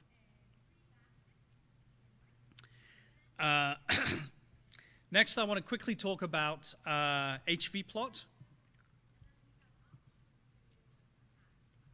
So that is an extension of the plot API from Pandas. Right, so here I'm just going to make a little Pandas data frame of temperature data, which I guess is in Kelvin. Yeah, that's certainly not Fahrenheit. And it's certainly not Celsius. But, you know, scientists like Kelvin. So I'm just going to pull out, so this is, you know, a whole bunch of cities, hourly timestamps. So I'm just going to pull out 5 cities from the West Coast: Vancouver, Portland, San Francisco, Seattle, and Los Angeles. And if I did, so that's a Pandas data frame. So if I do westcoast.plot.line, this makes a line plot of all of those. And of course, it's not particularly easy. It's all overlaid on top of each other. The default backend is matplotlib. So we could then go and clean that up. I just want to point out the .plot API is useful. It used to be in Pandas, you would put .plot and then kind equals as an optional argument inside.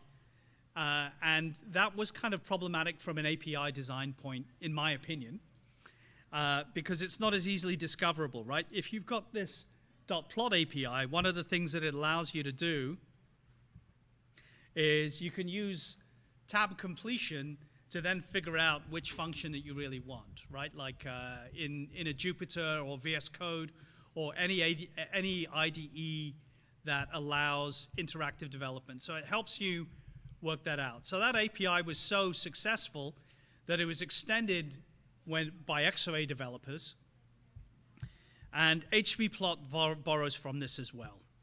So we'll import hvplot.pandas, and instead of using .plot.line, we'll use .hvplot.line. And again, this API is, by default, it's interactive using the bokeh backend, which means I can hover over that and add in, you know, I can zoom in and out. I can do other stuff, right? And that's quite nice.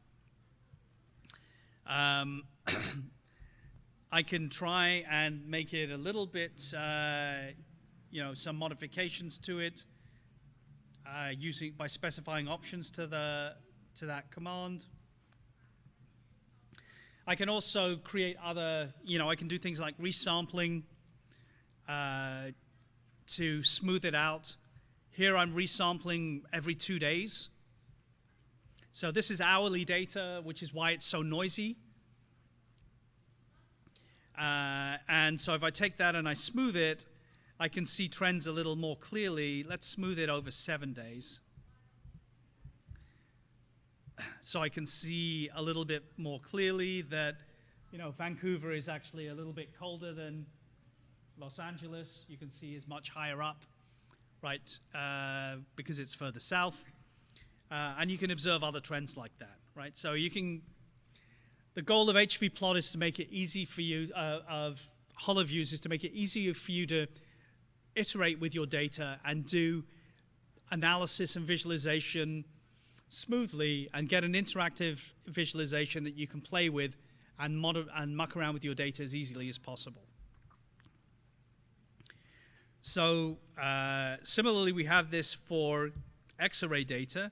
So let me load up that raster data again.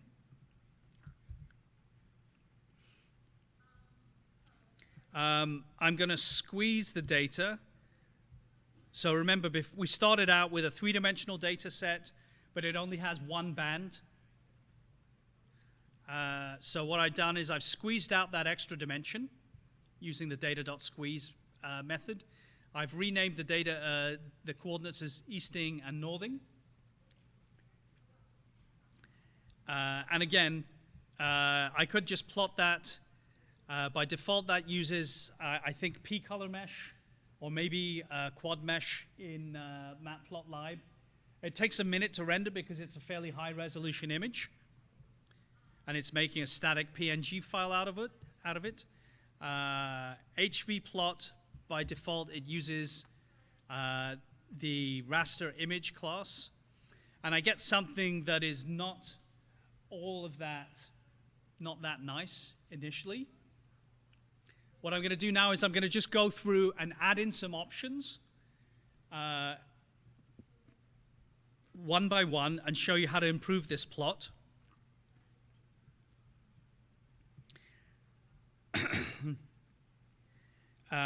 So one of the things, of course, that we notice is the axes are transposed. Right, I've got northing on the horizontal and easting on the vertical, which isn't right. So we'll fix that up in a minute. But first thing I'm going to do is I'm going to speed this up. First of all, I'm going to make a dictionary to add in the options one by one. So the first thing I'll do is I'll create a dictionary that has rasterize equals true and dynamic equals true. So that will speed up the rendering for us. And then I'm also going to specify x equals easting and y equals northing. And I will use hvplot.image to generate that plot. And I get something that's a little faster. Okay, it's speeded up that much. Great. My image opt is a dictionary. So I'm going to make it, I want to look at this as a rectangular image. I want to make it square. So I'll just put in some options about the frame width and aspect equals equal.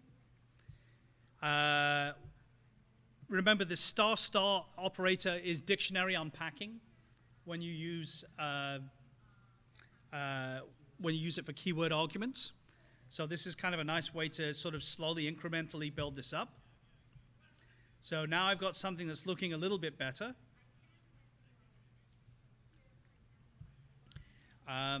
Let's change this image color map to use transparency and to make it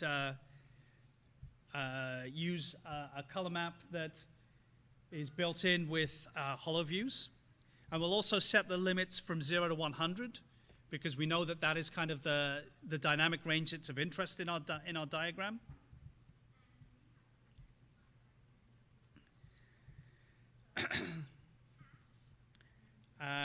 And so now we can see we've sort of got a little bit more intensity that's visualizable there. I'm going to add in a base map in a moment, but before I can add in the base map, the image needs to know, this is, again, coming back to the idea of this coordinate system representations, right? The base coordinate system for this is, what was it, 37610? 32610, which has a meaning which is, that's just, is that you, the... CRS Right. So this is the CRM in the UTM projection that the opera data uses. Whereas the tiles that we're going to use for, I don't know which tiles we used. I think, what are we using for the tiles? I think by default it uses OpenStreetMaps. Anyway, that's probably using Web Mercator. So I think we need to, so we need to provide the CRS, the coordinate reference system that this data is encoded in, so that the tiles will be, it can be transformed appropriately to map onto the tiles.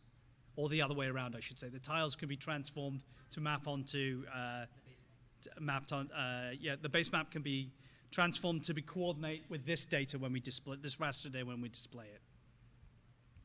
So what I'll do is I'll pull out that CRS from the data, which has been installed in my X-ray data structure. I'll put that into my image options. I'll generate my plot one more time. And that's fine. I mean, it didn't do anything here. Oh, actually, I beg your pardon. It did do something here. It's changed the labels now. It's now using lat long. So the labels here are incorrect. So let's fix those labels. So we add new options onto it. So we'll give it the title Veg Anom Max. So that's the anomalous vegetation. And we've got latitude and longitude. Yes, that's correct. And we're adding the Esri tiles, and we use the asterisk operator to overlay the base map on the plot when we're using GeoViews and HoloViews. And we notice that the white pixels corresponding to 0, those correspond to something those are background that are non-vegetation. So let's make those transparent by using the where operator associated with this. And now we get our final plot from that.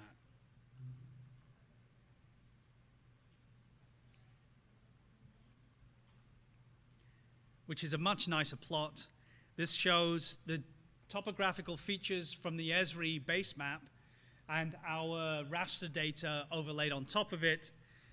And we can go through and tune that. So what you will see in subsequent notebooks are calls to hvplot.image with all of the options dumped in. But I wanted to walk you through at least one example where we do it incrementally and we slowly build up the plot, because that reflects how you will do your work a lot of the time, right? So in our case studies, it's going to be a little bit different. Okay, it is 10 o'clock now, which is pretty much exactly where we wanted to be. So it's time for another coffee break. Before we do that, let me just take it. Are there any questions about the stuff we've done so far? It's been clear. I know I would ideally, if as we iterate on these materials, I'd have more stuff that's a little bit more. I know it's been a lot of pointing and clicking and clicking through these notebooks. I'd like to phrase these things a little bit more like exercises, so they'd be a bit more engaging. But I'm hoping that the logic of it is clear, right? Like we're slowly building up our conceptual understanding of what these tools are and how we use them. Because the next thing we're going to do after this is we're going to actually start using we're going to take a look at the details of what these data products are. We're going to start using the PyStack API to query, to find these files remotely. Thus far, we've only worked with one data file, one local GeoTIFF file. We're going to start working with more remote files and actually learn how to set up workflows where we can automate the analysis of a large number of files. But making sure we can do it with one file is the important place to start. Yeah, you got a question there. Okay. Yep.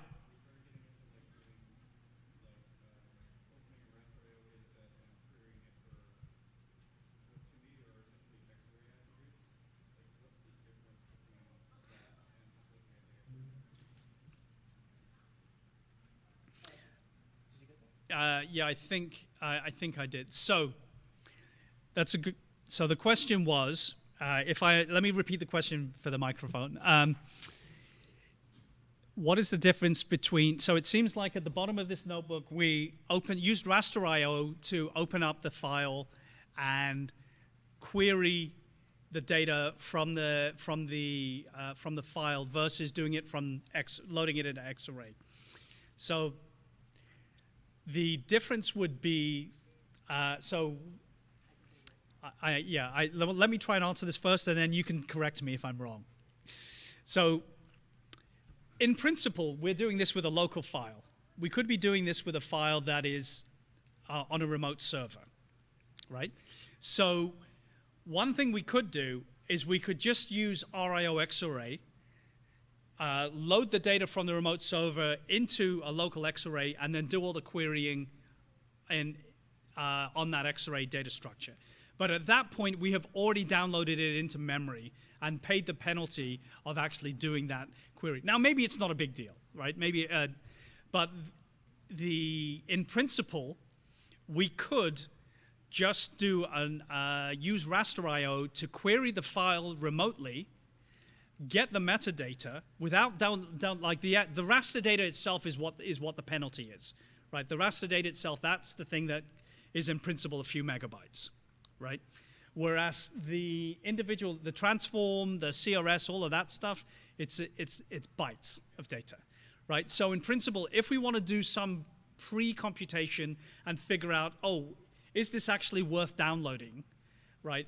Is this actually in the right coordinate system? Is this useful for us?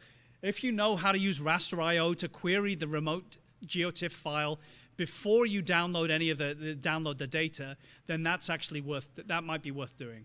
Does that make sense? Is that the right flavor? Yep, absolutely. Anything that I missed? So this doesn't go directly into the mic. Yep. This doesn't go directly with raster IO and Xarray, but so the NASA data will be querying subsequently. There'll be features or attributes like cloud cover. So if a scene has too much cloud cover and you don't want that scene, then that is something that exists in the metadata. And you can find out how much cloud cover is and filter it without, as David said, having the penalty of accessing the data first itself, the entire data set. So accessing the metadata by its own is much more efficient in some times compared to accessing the entire data set. And that's the difference that you get between Xarray and raster IO. Yep, you're right. Thank you. That's a great question, and we should make a point to emphasize that more somehow in these materials as we iterate on this. All right, thank you very much. It's 5 after 10. Let's reconvene at 10:15, get some coffee, stretch our legs, and then we'll start looking more seriously at these data products. Thank you very much.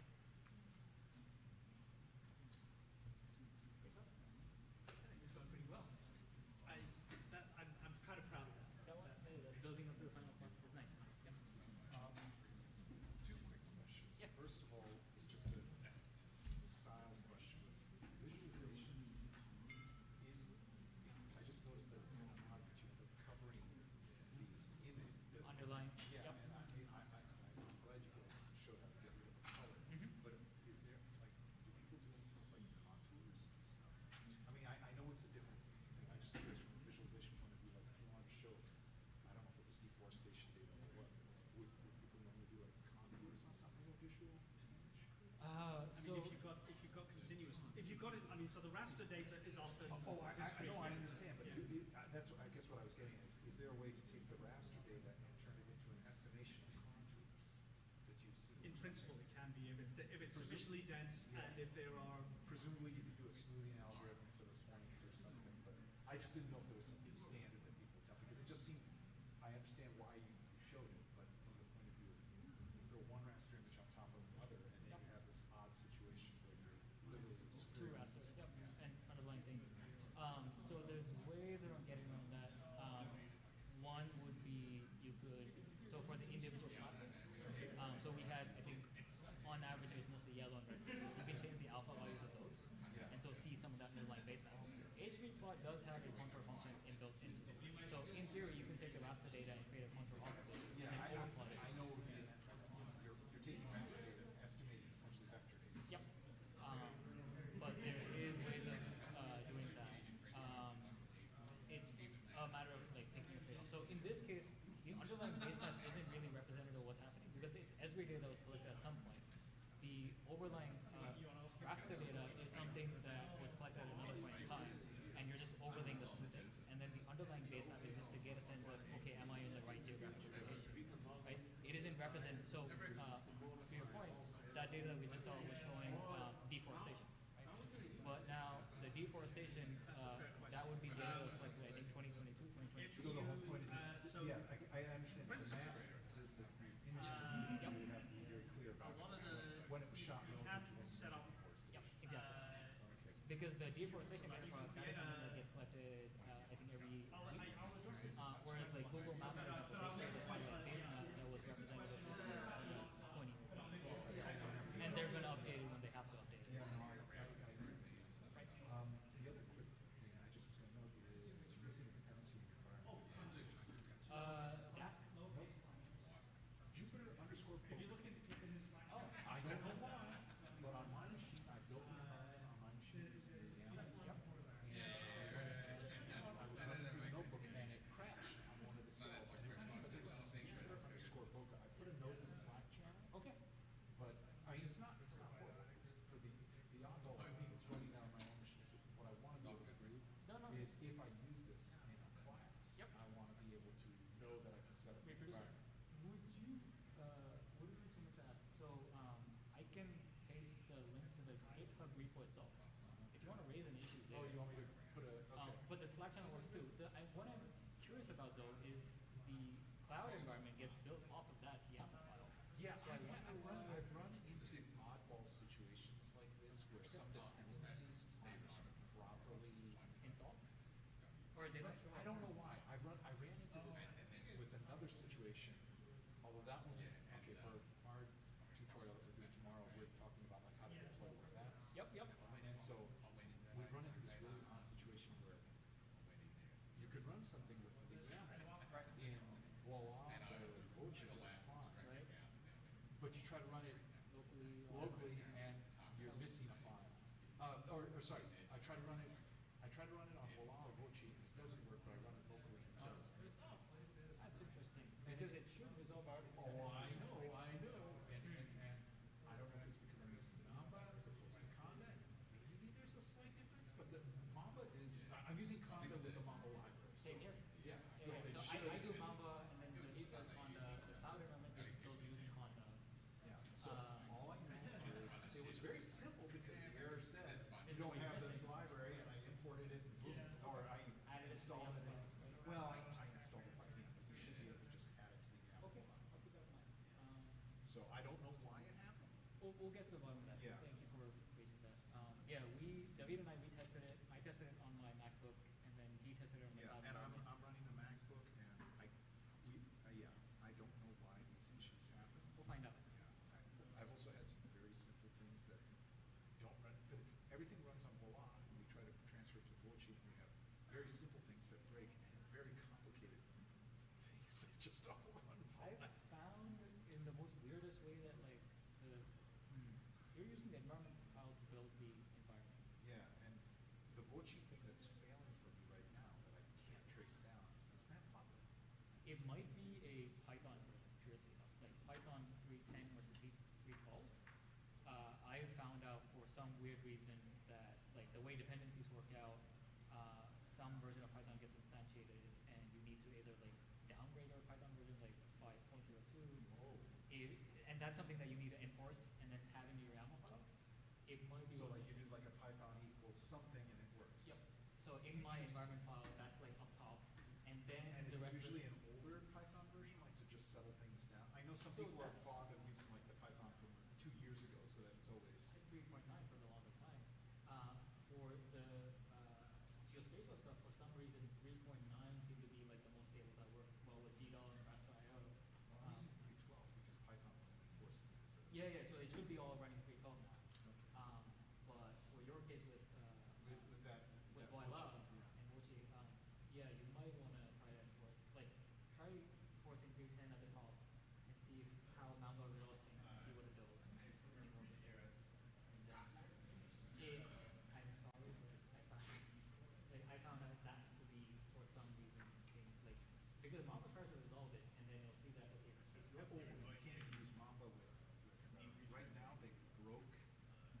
Ochi, or specifically they broke, what is it, Jupiter Light, the Pyodine, there's something broken on the server end because they renamed the main and Conda won't work. So you actually have to install Micro Mamba, and then it all works. But yeah, and I'm hoping that that's a temporary thing. But yeah, things that we discovered in the last 2 weeks, 3 weeks. In testing for this. I've never used working. Yeah, I like Voila. The only thing is for the stuff that I occasionally do, so I try to set up stuff with students. If I have 10 of them running on the same server, it just slams because it's got to spawn off processes for each. It's even worse if we have a click-through things. So as they go from one notebook to another, it spawns a new process for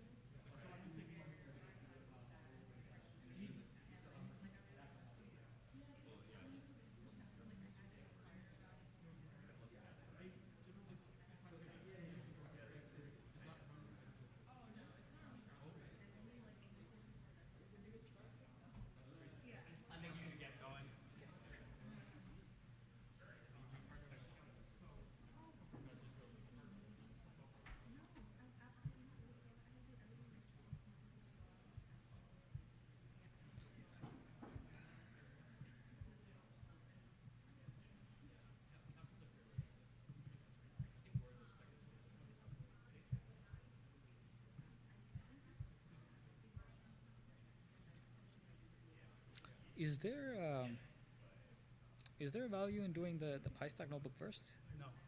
Okay. Do the products first. Okay. All right. I think just like we've gone through some examples. Now let's say what those data files are. Yep. And then we'll talk about Okay. the PyStack API. Just separate. I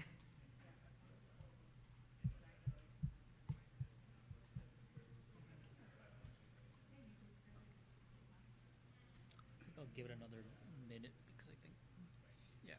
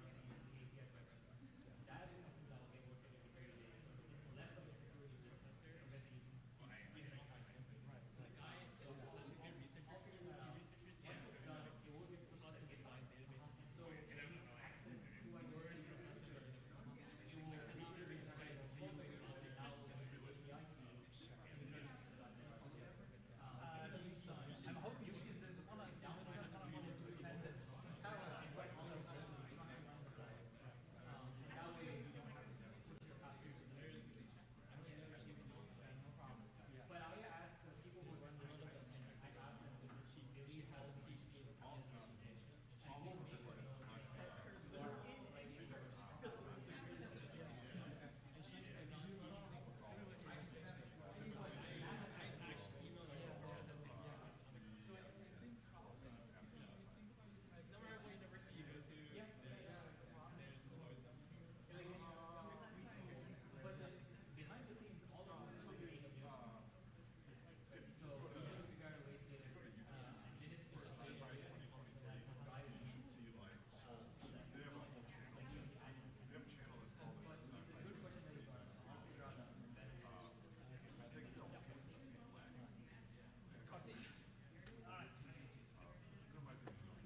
You guys oh, yeah, okay, okay.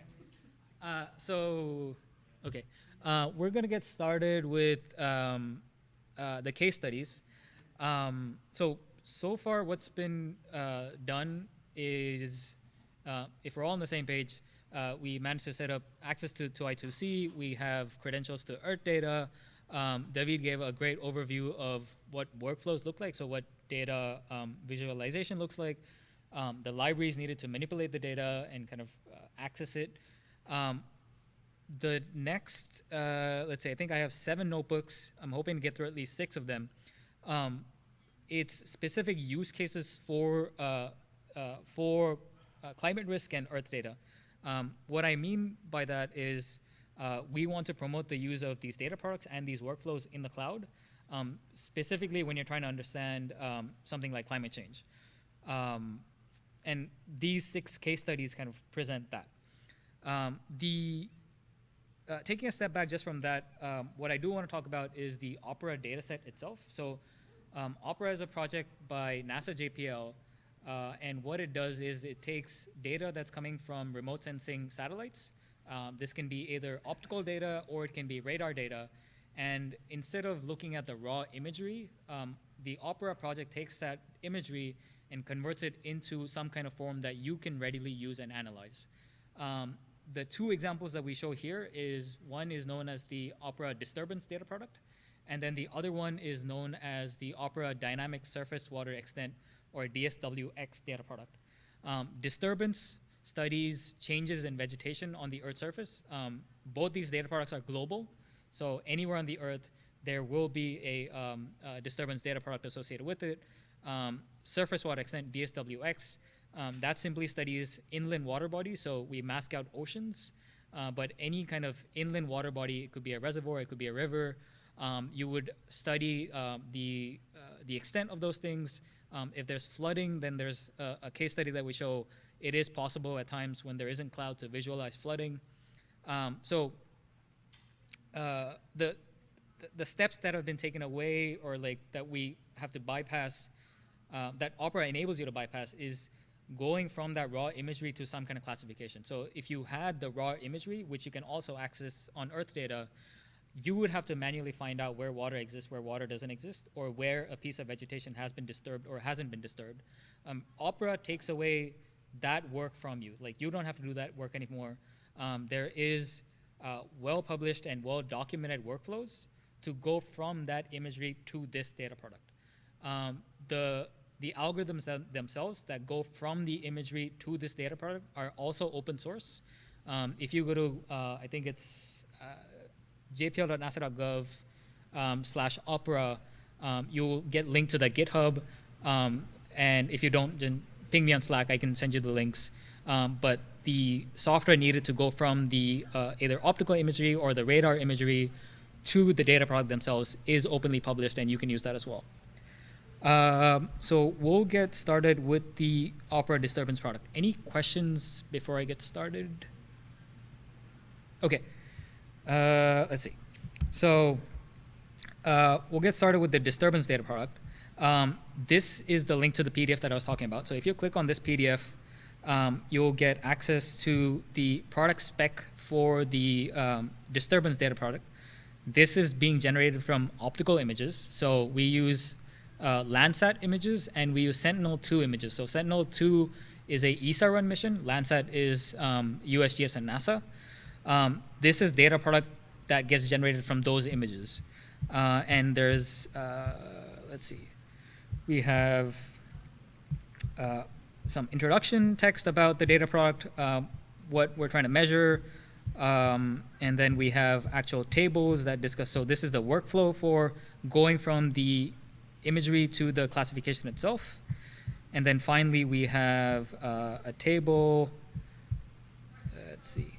Yep, so we have a table that says what my layer name is, and then for any given pixel value, what does that correspond to? So a 0 pixel value is no disturbance. We can go over these classes. 255 is no data. We have confirmed disturbance. So that's for this layer, the dist alert layer. There's multiple layers. Any given data product has multiple layers. There's a, let's see. Oh yeah, sorry. The layers are here. So the veg and all max, the disturbance confidence, the date of the disturbance, the count of the disturbance. So you have those counts, those layers. And we'll go through a few examples of this. Okay, so that's what the PDF was about, and the workflow that are being presented here is really similar to all the libraries that David has presented so far. We have some markdown about the data itself. I'll briefly talk about this, which is the raw imagery that gets used. As I mentioned, we use Landsat images, which is a mission run by NASA and the USGS. And then we also use Sentinel-2 images, which is a mission run by ESA. As you can imagine, these are two different satellites with two different instruments on them. But then they have essentially the same purpose. They're imaging the globe using optical and in optical wavelengths. And ideally what you want to do is, there's going to be times where the Landsat has coverage and the Sentinel data doesn't, and vice versa. And ideally what you want to do is be able to use those two data products interchangeably. And the HLS data product is something that was developed to address this. So The HLS data, it stands for Harmonized Landsat and Sentinel. And what that means is a given location which would be imaged by Landsat, say, every 12 days, now since you have this additional satellite, the Sentinel satellite, would now get imaged, the repeat time would be halved. So instead of 12 days, it would now have a repeat time of 12. You have more data for the same location. So the two images can get switched out one another. And the disturbance data product that I'm presenting here is based off of that HLS data. Again, you can go to Earthdata and access this data for yourself, like the raw imagery. We'll be using this analysis-ready data product, which is what Opera is. Before I get started, I just want to show this one thing, which is all of this work that we're presenting here today, in theory, there is like the GUI way of accessing it. This is, if you can't see it, it's search.earthdata.nasa.gov. You can go on this website and you can pick your data product of choice. So I'm going to say Opera disturbance. So we have Opera disturbance. I'm going to click that. And then I can specify my region of study. So I can do that. And so, right, so these are the shapes that we're talking about. You have polygons, rectangles, points. I'm going to say rectangle, and I can just draw a shape. And I can specify a time window. So I start time window and an end time window. The Opera data product starts, depending on the data product, somewhere in 2022, 2023. So let's say 2023. And then I'm going to say today here, 2023, Jan. I'm going to pick a date, apply, and I'm going to get a set of results for data for the shape that I specified, which is the region, for the time window that I specified, and I can download this. So I can just hit download. It'll give me the layers that I want to download, and I can do this locally now, right? So this will get downloaded to my machine. I do this locally. We want to do two things. One, do all of this in the cloud, and then B, do this programmatically. So you're no longer using this GUI. We're going to be doing all of this using Python. So this notebook kind of demonstrates that. Oh wait, we still use, in this case, we're using a local asset. So we're querying using raster.io and Xarray, the CRS. We have the base map, which is from Esri. And in this case, as you asked, what are we studying? We're trying to study the maximum vegetation anomaly value, which is the difference between historical and current values from a scale of 0 to 100. So a pixel value of 100 indicates that currently there is a 100% loss of vegetation for that given pixel, and 0 corresponds to no vegetation loss. Right? Let's see.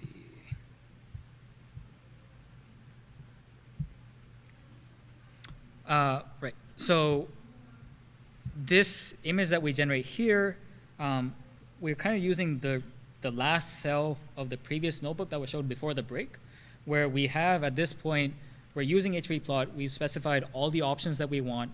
We have the labels for our axes specified correctly, the color map that we want, and then we also specify a base map. So in this case, it's the Esri base map that we're using to visualize this data. Each data product has bands in it, and you can see that in the PDF. Depending on what kind of use case you have, if you're studying water extent or deforestation, you would pick a data product. And I recommend kind of just going through this, the product spec to understand what data product uses or suits your use case the best. But each data product has different layers associated with it. In some cases, you want to know what the change in vegetation was on an annual basis. In some cases, you want to know change in vegetation as soon as it happens. For disturbance, for example, there's the dist alert data product, which is as soon as a change happens, it gets logged here. There's also a dist annual data product, so this dist annual. And what that does is it's a much slower time cadence, but on an annual basis, it will go over a given region and find out if there was any anomalous vegetation change. So based on your use case, you're going to pick your data product. Within each data product, there are layers, and you're going to identify what layer you want, the names of which are get specified in this column. And then finally, you have the pixel values themselves and how to interpret them in the rightmost column. Okay, so for the same data product, which is, we're still looking at dist alert, we have the second band, which is the date of the disturbance, and we can plot that as well. Right. The remaining workflow remains the same. This is all data that gets accessed locally, so you specify the local path to your data, you find out what the CRS is, you specify your X and Y coordinate titles, and then you plot wherever the data is greater than 0. In this, so dist date, for example, is from a reference date. When was the anomaly detected? I think it's somewhere in like December 2020, which is the reference date. And so any, the counts, for example, here we have 582. So from that reference date, the first detection of anomaly was 582 days later. Yes? I'm still confused because we're doing all this local data access. Yep. But we're using a cloud platform. Yep. We registered with NASA to get data access. So did you preload the data on the cloud platform we're accessing locally, or are we, did we register with NASA just? Yeah, great question. So when you... It's cloned in the GitHub repo. Yeah, so when you instantiated your cloud instance today, it spun up a machine and then it cloned this Git repo to that machine, right? It is Science Core SciPy 2024. I think GitHub Science Core is where you want to go first, and then it's SciPy 2024 Climate Risk, right? Within this GitHub repo under assets is the opera data that we're showing so far. It's like local to the instance that you're working on. But at some point to access this data, I had to log in, or David had to log in, download the data, and then put it back up there on the GitHub for you to access. So are we going to go through that process Yep. later? Yep. So so far we show data that's locally on that system, but then the subsequent notebooks we're going to actually do using the Earthdata credentials that you created. We are going to access, we're going to do a query to the NASA server, find out how many tiles fit our search criteria, and then get that back, filter it, and then plot that. Yep. Other questions? Okay, so I can put this in the Slack just in case people want to take a look at that. I would recommend people kind of follow along with the tutorial for now, but it's there if you want to access it. Okay, and then finally we have dist status itself. This is again another layer of the dist alert data product. We'll see examples of this more in the coming notebooks. But when you have detection of anomalous vegetation or any anomalies in vegetation detection, there's kind of 3 stages. There is the initial detection, like you have 2 consequent images of the same location, and you get a sense that something has changed. That is typically flagged as initial detection of change. Then you have a provisional, so the initial or provisional is often kind of swapped out. And then you have a confirmed detection, which is if you have 2 or more detections of the same pixel and they both show change, then that's referred to as a confirmed detection.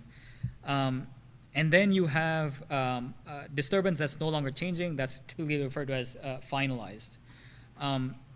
One thing to note for the opera data product is any given pixel. So if we zoom in here, any given pixel is 30 meters by 30 meters. So I would say it's like medium resolution. It's not too coarse. You have now imagers on the in satellite platforms that can do 1 meter to 3 meters. That's like really high resolution. NASA, USGS, and the Sentinel ESA data, that's typically at 30-meter resolution. So any given pixel is 30 meters, right? If you think about it, 30 meters is still a fairly large area, especially if you're trying to study water bodies or trees. And in that case, if you're trying to understand sub-pixel disturbance, the best that the Opera data product can do right now is for any given pixel, we have algorithms that specify is less than half of the pixel disturbed or is more than half of the pixel disturbed. So that's why you have classes like, so you have 5 classes in this case. 0 is no disturbance. You have provisional disturbance, so that's the initial detection, which is less than 50%, and so that's going to have a layer value of 1. You're going to have a confirmed detection, so repeat detection of change, less than 50%.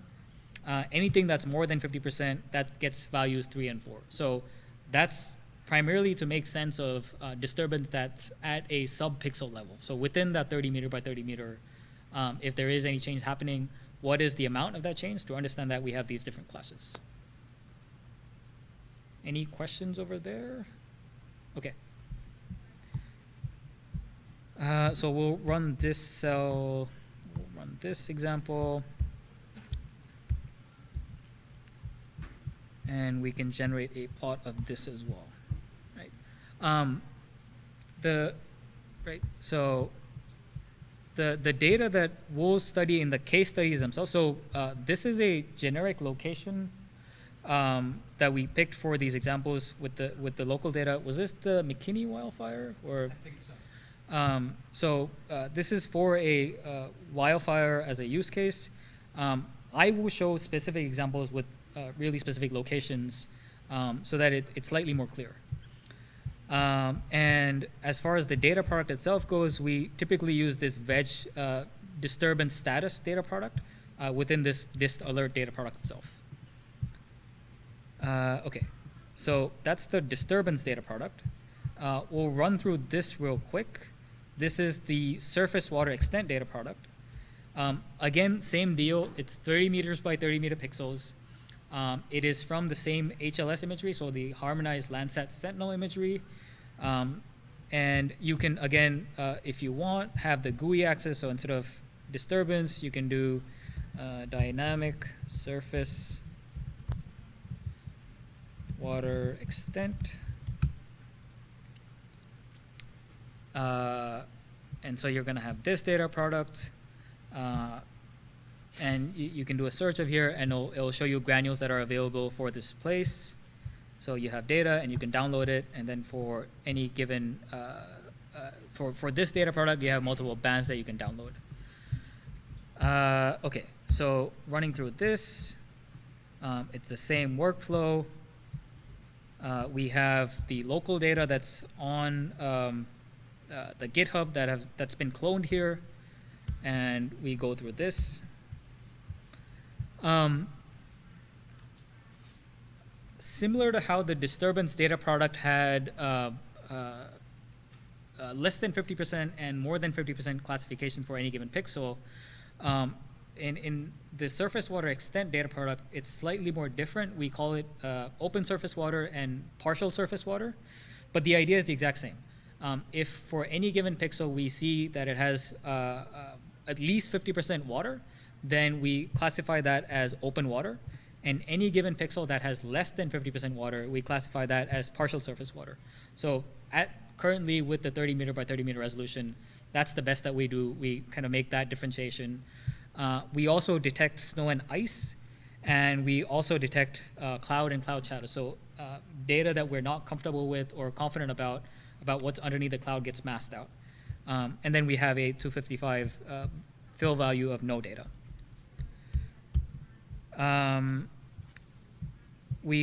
You can define your own custom color map. The Opera data products, if you see them online, they kind of tend to follow this color mapping scheme. So if you want to match up your figures with their figures, you can follow this. But then the workflow remains the same, where you create a base map using Esri. You're loading up your tile. It got loaded up into Xarray here previously, and now you just plot it.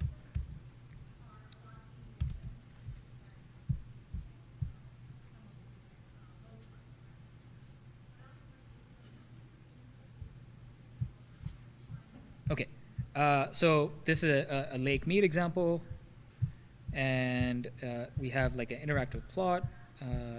Let's see, so we can zoom in, make sense of the pixel values. So we have water classification, and then there's some regions where there's less than 100% water or more than 50% water, so that gets classified as partial surface water. Reset that. And then we have this layer of binary water, so we can visualize that as well. All right. I think this generally makes sense so far. Are there any questions? Because I know someone did ask how are we going to query NASA data and do like something that's not local, and I think that's more interesting. Yes. So we're talking about 3 different bands Yep. of data. Yep. And it looks like based off the file path, we're just loading in 1 band at a time. Yep.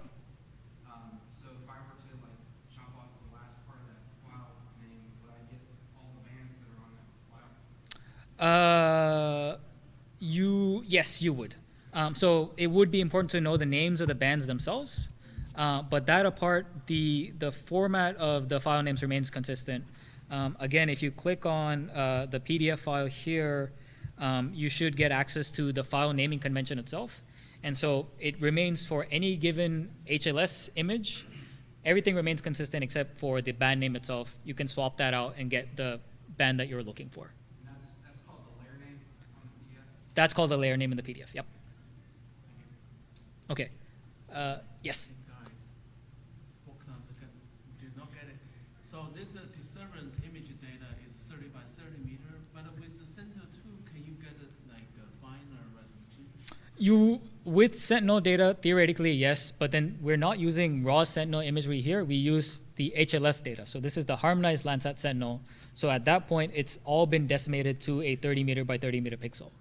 Right? So the algorithms that get published for this data product, they all work only with the HLS imagery, not the Sentinel actual raw imagery. Yep. Okay, any other questions? Okay. I know that we've been promising useful and more interesting use cases that's coming up. So if we don't have any questions, I know we're at 10:48. I think we can go all the way till noon without taking a break if everyone's okay with that. Only because there's useful case studies. Are we going to do the PyStack API now? Oh, I'm sorry. Yeah, let's. I think we need to do that one first. Yep, that's a good point. Do you want me to do it? I can do it quickly. Oh no, I got this. Right,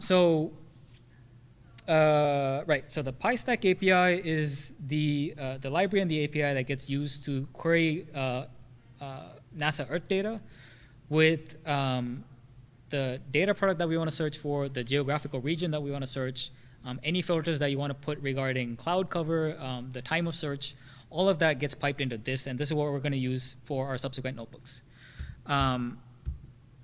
There's information about the way this data gets organized, how to access the metadata. Stack is the underlying technology that gets used to catalog all this information. And that's something that's already been implemented by NASA on the back end. We're just leveraging that technology to query and access the data itself.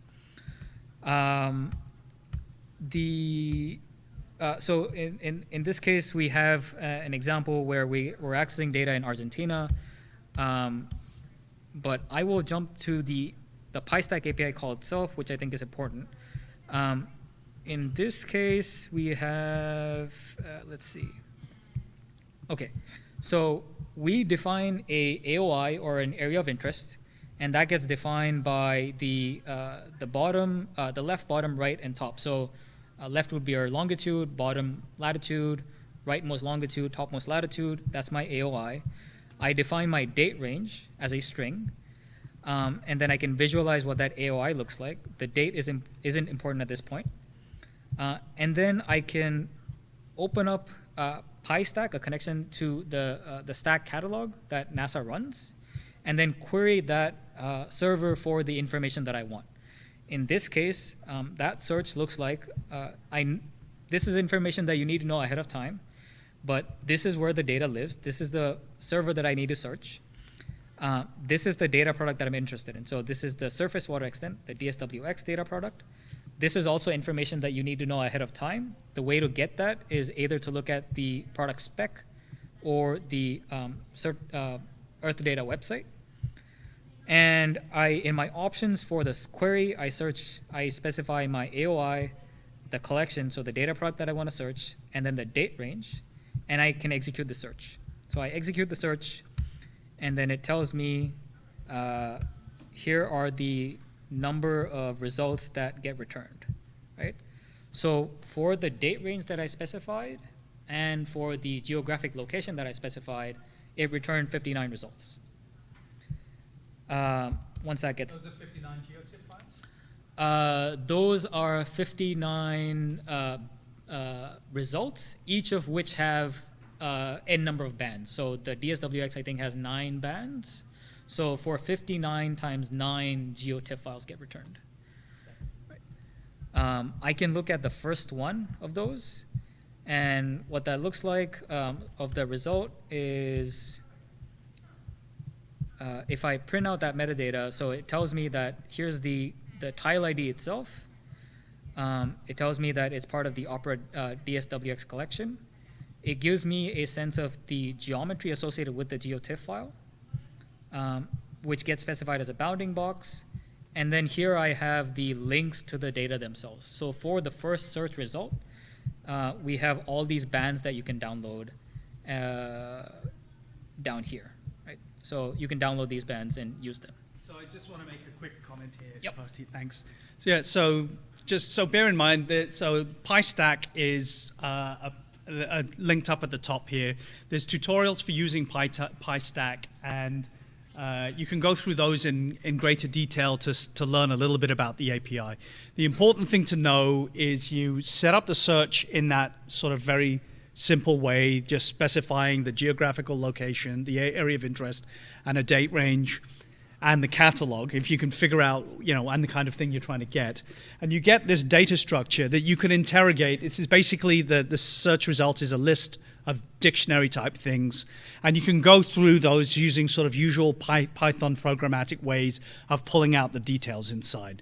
So what we've got here in this notebook and in the subsequent ones is a little bit of code that goes through and picks out the relevant URLs that we can then use to get more meaningful data. So really it's a little bit ugly to look at, sort of all in its all of the details here, but you can use the fact that Python allows you to introspect objects to get the meaty bits of the data you're getting back from the queries. That's the key lesson to take away from this. Sorry, Kartik, go ahead. So the point to, I think, maybe take away, as David mentioned, so results at this point is a dictionary that you can parse and make sense of.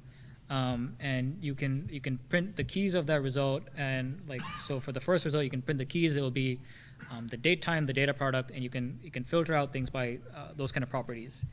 A great example here, so for the first result we have properties and date time. You can have keys like the cloud cover that exists, and then href typically refers to the URL where the band itself, where the actual data that you want lives. And when we do when we pass all this data to Xarray, for example, to load this up into a data array, we typically pass the href.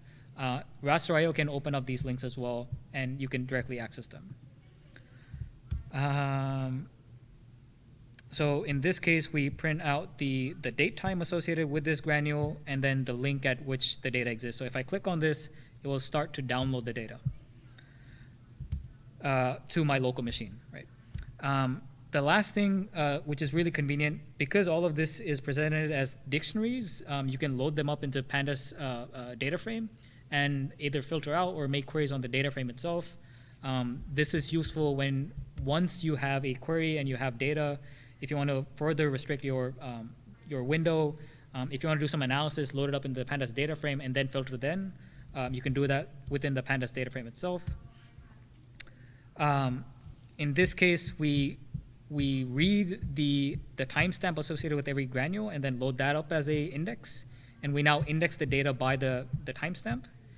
And then you can print the the fact that all the timestamps aren't unique. You can print the number of unique links that exist in the data itself. I might be making a mess of David's hard work here. If there is a point you want to make about loading up the data into the data frame and visualizing it. I was just illustrating another. Sorry, let me. Yep. So this is just illustrating another. This is illustrating another workflow using the HVplot interface. Starting with the pandas data pane, doing some resampling to aggregate a bunch of results by day.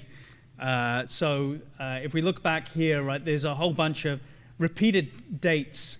There are a number of tiles, granules, I think is the term, that correspond to the same date or even the same timestamp. The key thing that we do is we can recognize, if we go through this, we can recognize that there's some days when there's more measurements that are meaningful than others.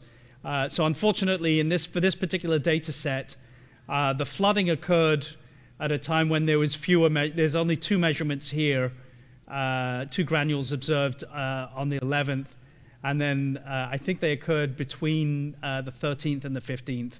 So when we have the most information around this is actually sort of at the beginning of the month and the later month. And that's a property of when the satellites happen to be passing over Buenos Aires, basically, right? And when they were able to get this. So it's difficult to use this particular data set.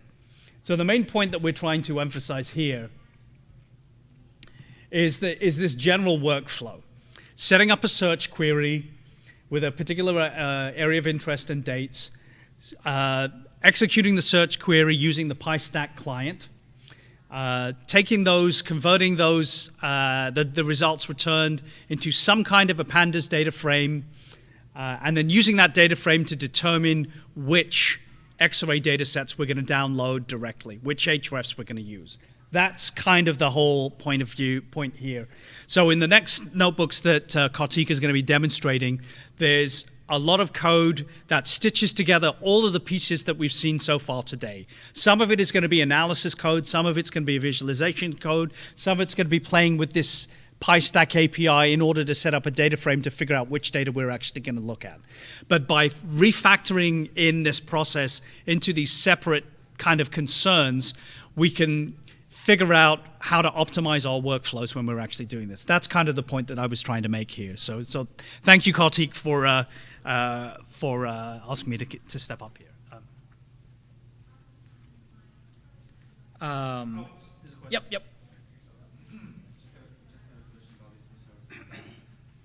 So Stack and NASA search,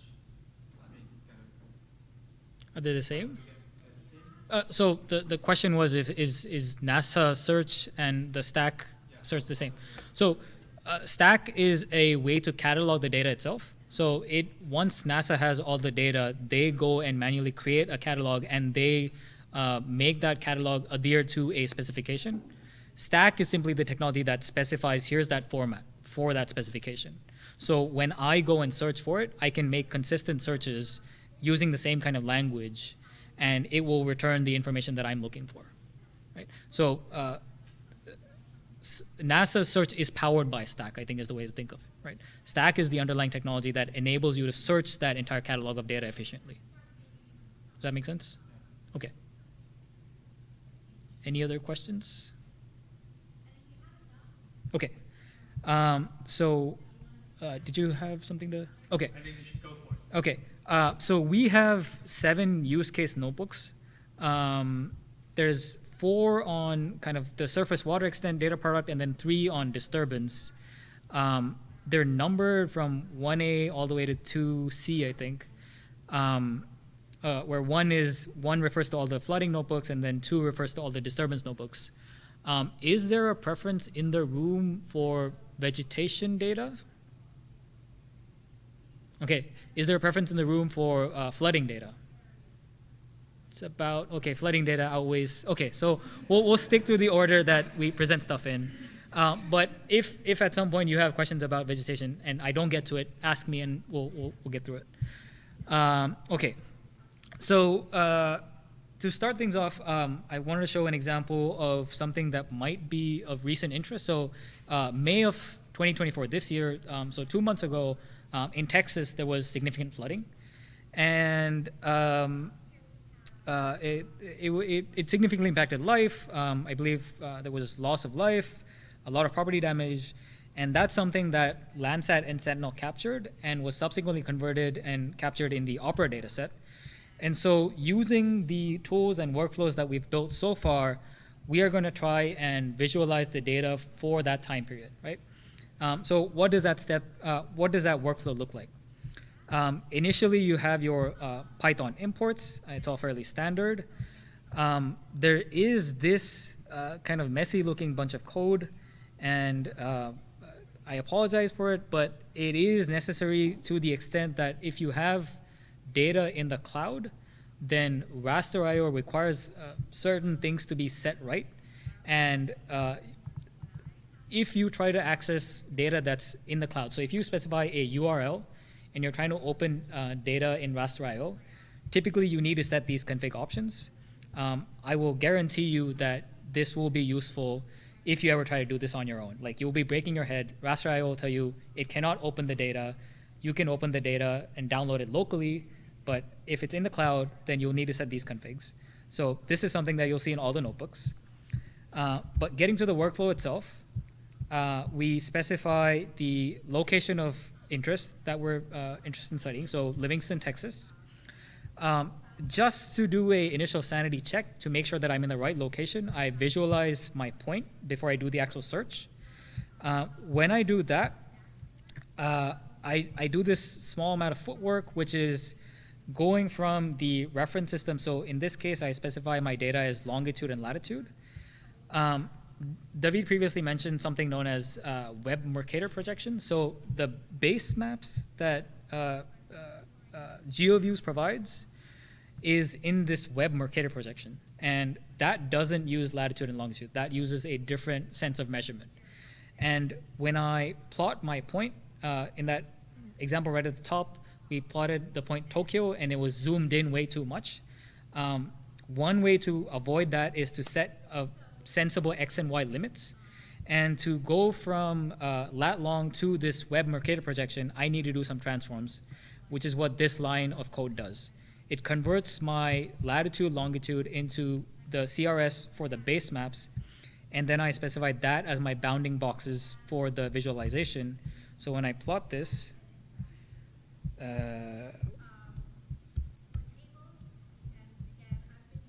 okay, so when I plot this, it plots the point, Livingston, Texas, but it's not zoomed in too much. All that this map bounds did was pull out values for the X and Y limits so that this plot looks reasonable. Okay, so this is the location of our study. We have the time window that we want to study. So we know that the flooding occurred at the start of May. So having that as our midpoint, I start searching for the start of April all the way to the end of May. And I format that as a string. And then, as we saw in the previous PyStack notebook, we specify the stack URL. We open this location. This is the data product that we're interested in. There is redundant code. I think we specify catalog twice. We can get rid of that. And then these are the search options. So the point we specify, the bounds of that location, the collection data itself. So this is the surface water extent data, and then the date range. And this line here, this is the line that actually executes the search itself. And once it's done, it will tell me the number of tiles it found for that region and for that time period. Okay, so for that region and time period, we have 95 granules. I want to load this into a data frame so that I can parse through it more easily. And let's look at that. So let's see, what did I do? I load this into a data frame. Oh, yep.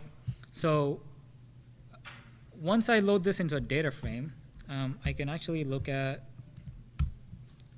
the granules. And each of the granules has a tile ID associated with it. For the purposes of this notebook, we won't go into merging different tiles, but if you remember in one of the previous visualizations, we saw that the web Mercator projections, you have these 3660 by 3660 tiles for any given location. It's about 100 kilometers by 100 kilometers. These tile IDs refer to tiles that are next to each other, that overlap the search region that we specify. For the purposes of this notebook, we want to kind of filter down and use just one tile so that I don't have to deal with mosaicing 2 or more tiles. But that is something that will show in another notebook. So I say that I want to filter by just this tile ID. That brings down the amount of data that I have from 95 to 21. And then the final step is I now know the URLs for this data that exists in the pandas data frame. So these are the URLs to each of the granules. I'm going to load all of that into an X-ray data array so that I can subsequently plot it using hvplot. So this is the method that does that. I don't think we could go through the details of loading it into an X-ray data array if it's of interest. But the point is that there is a image.read, the ds.read that happens. So that is accessing the raster data itself. That's now in the image array. And then the X-array requires you to specify the latitude and longitude grid on which the data exists. And you specify that. And then now this gets executed, which will essentially be a, since we have 21 files, it'll be 21 by 3660 by 3660, like a 3D array of those dimensions. Is that making sense so far? Have I? Are they actually latitude, longitude coordinates, or I thought they were different coordinates? It is in eastings and northings.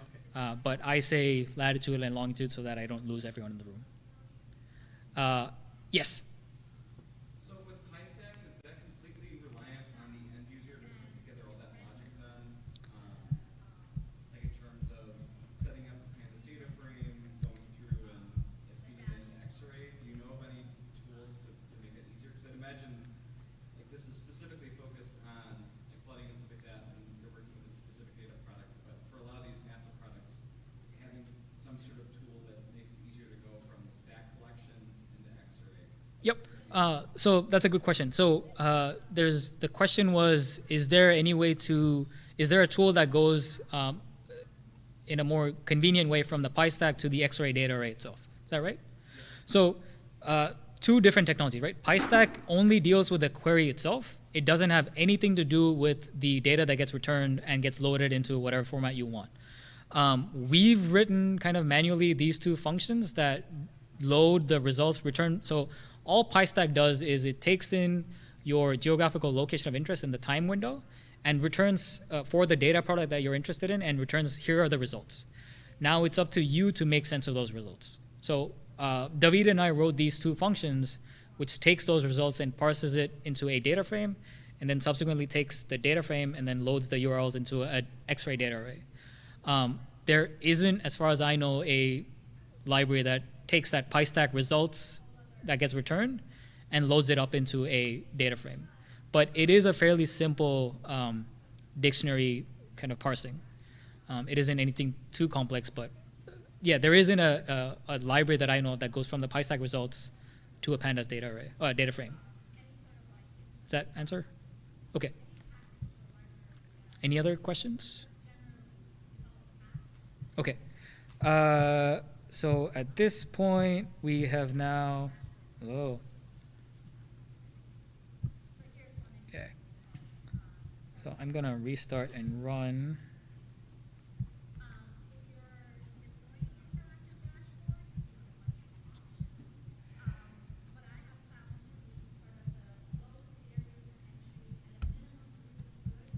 Right. So restart.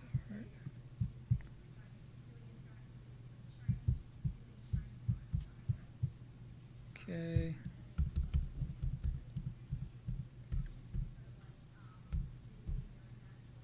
Okay. Yeah, for some reason the kernel died, so I'm doing all of that, and just this is the step where we take the URLs and then load it into a X-array data array, and we'll wait for that to execute.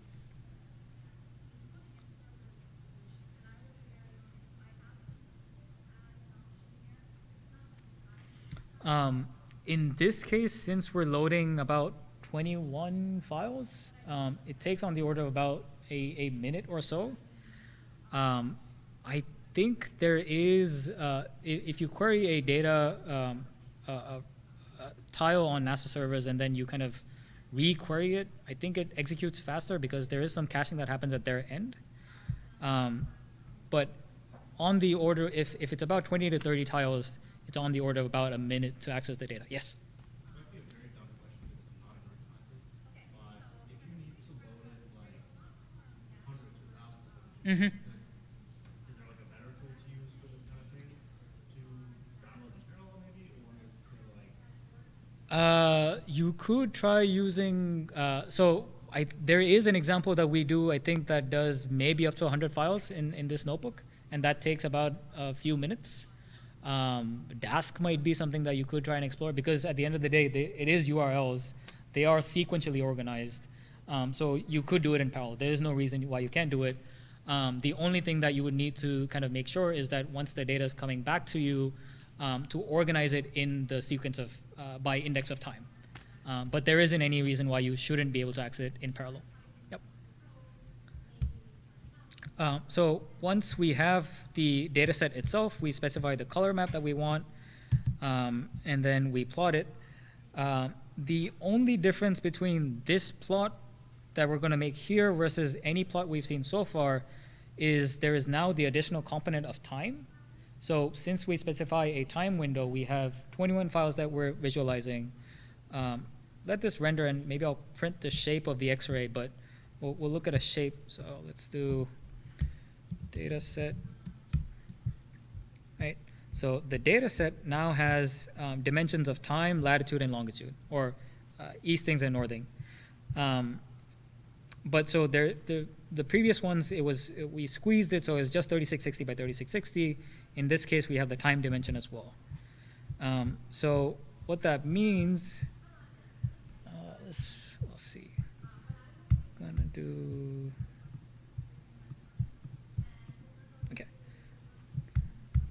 Okay, I'm going to do that so that everything fits on the screen better. But I'll zoom in so that we can see the fonts again. But now at the bottom of the screen, we now have a time slider that we can slide through, and then it will kind of load the data dynamically to show you what the data looked like at a different time point. HV plot tends to do some manipulation behind the scenes to take the data that you're providing it and reproject it, which becomes memory intensive at times, and so it can slow things down. This raster, for example, it's 3660 by 3660, so it takes a few seconds to load and refresh. And then the other thing to keep in mind is the color map that we loaded, there's often missing data. That could be either cloud cover or the way the satellite geometry was for viewing. And so you're going to see gray values where there isn't any data. It may not show up too well on this screen, but there are scenes where it shows up better, where you have just no data in a given region. So let me pick another timestamp and wait for that data to load. And then we'll take a closer look at one of the water bodies and see that actual flood event. Is everyone able to, yes? It is being very slow. Okay. HV plot, is it smart enough that if you zoomed into a given location, then it will only work with that and it will be much faster to do the time slice? Or is it unfortunately going to be working with the whole? Yeah, that's a good question. So HV plot is smart where what it will do is it will take the entire scene and then for the zoomed out scene, do some interpolation and won't try to render the entire scene. And then when you zoom in, it will re-render the things. That comes again with its own set of trade-offs. I think in my case, I ended up switching that off. And so it now tries to render the entire scene all 3660 by 3660 in each case. But there is options that you can specify where you'll try to interpolate, but now you have a situation where it will show water in some regions, but then when you zoom in, it might disappear because it actually wasn't there. In an interpolated sense, it was there, but when you zoom in, that spot didn't have any water. But if we zoom in now, we can look at like the river body that gets rendered. You have artifacts near the top, I think, but I think that should go if you zoom in. Let's see. Gets better, doesn't go all the way. But I think the point that I want to drive was this is on the 18th, so well after the flood event itself. But then you have detections of stagnant water around the river where kind of there was water overflow from the river itself and water that was dumped in local regions surrounding the water body. And this takes a while to dissipate. So this is one way to kind of get a sense of what was the extent of the flood after an event. One thing that you can do with this kind of data is if you now had a vector shapefile that specified the shape of the river, you can now use that to mask out the river extent itself and find out where flooding was beyond the river. So you can get the number of pixel counts where there was water detections outside of the river and get a better sense of area which got flooded by this event. Does that make sense? Questions?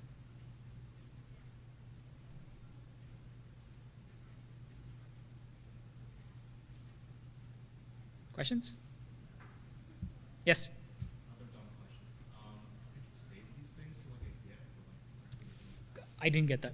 Could you save it to like a GIF or something like that?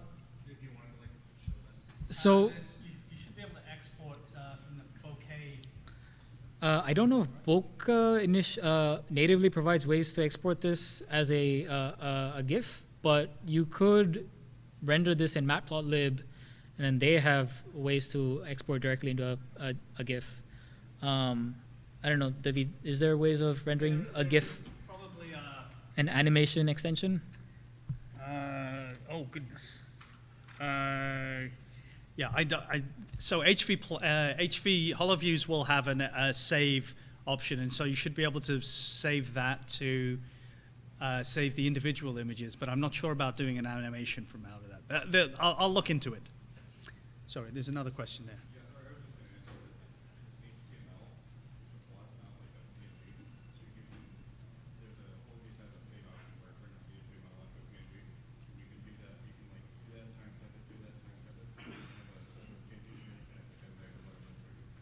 Yep.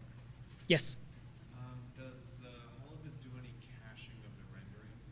Like, is there a way to sort of recache the rendering so that it more performant? David, do you know that? So one of the tricks you might want to use is Data Shader, which has, when you have a lot of points, it actually helps deal with the aggregation challenge when you're doing different zooming and changing. And so that might, so if you try data shade equals true with certain HoloViz related computations, that sometimes has the effect of actually improving the performance. So I think, yeah, that might be something that you specify when you do the hvplot.image. Specifying data shade equals true might help with that. Okay, other questions? Okay, that.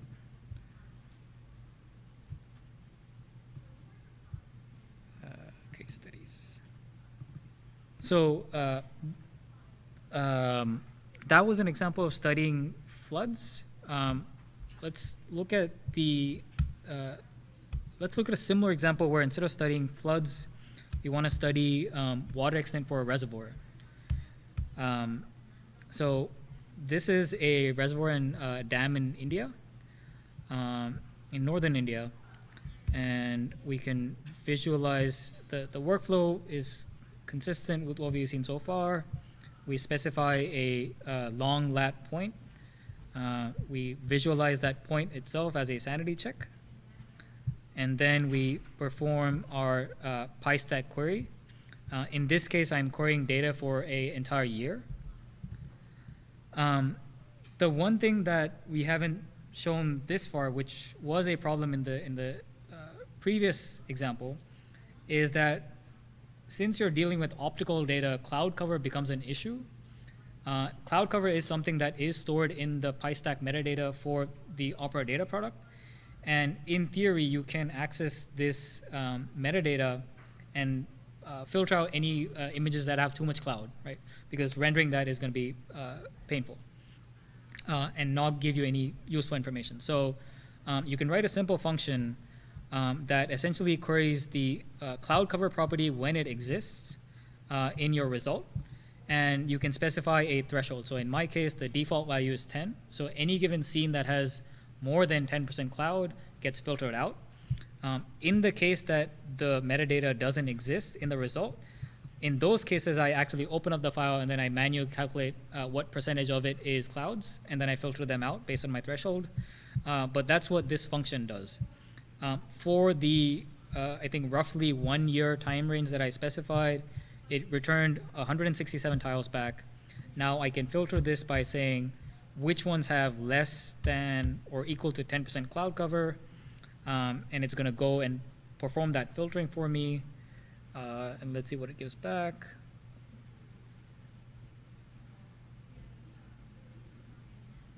So we went from 100 or so images down to about 60.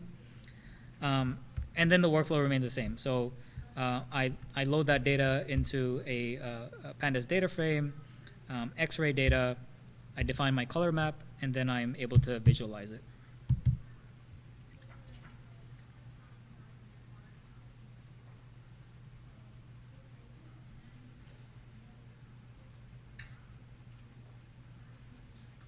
So the one thing that we did note when kind of running through in writing all these notebooks up is HV plot, depending on the number of scenes that you are visualizing, can become memory intense. So if you had, I think, it was like 300 or so images that we tried to load, and at that point, it overran 8 gigs of RAM. And so we had to bump up our instances to have like 16 gigs. But that's something to keep in mind, and that's specific only to the HV plot visualization part. If you're loading in a large amount of data, you can run into RAM issues, and that would also slow things down.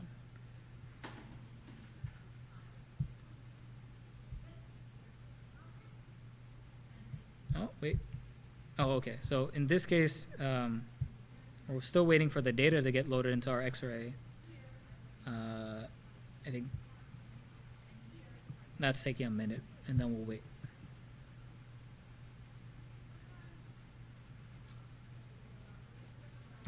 Any other questions in the meantime? Yes? So this is all using to download the files? This is all using HTTP, yeah. I don't think Raspberry is doing anything fancy to access the data. But we're in a cloud environment, but we're not in a cloud region.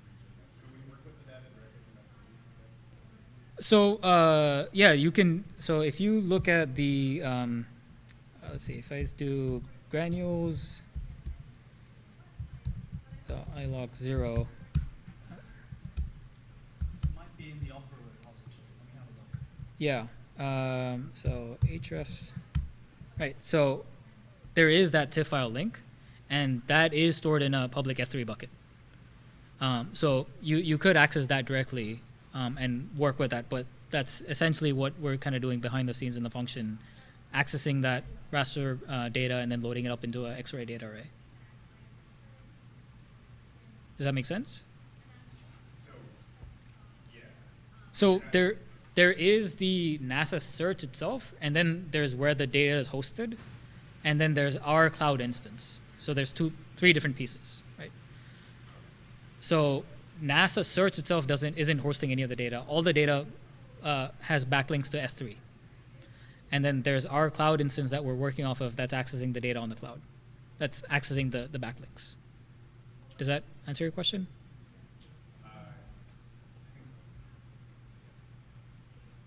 We can, yeah.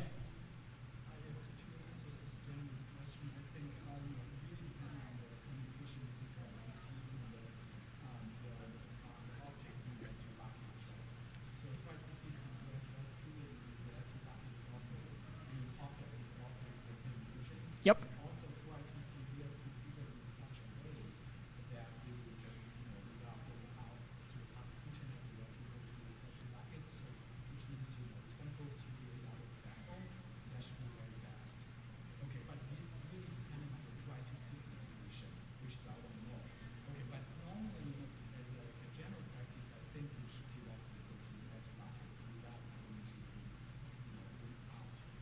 Public web query.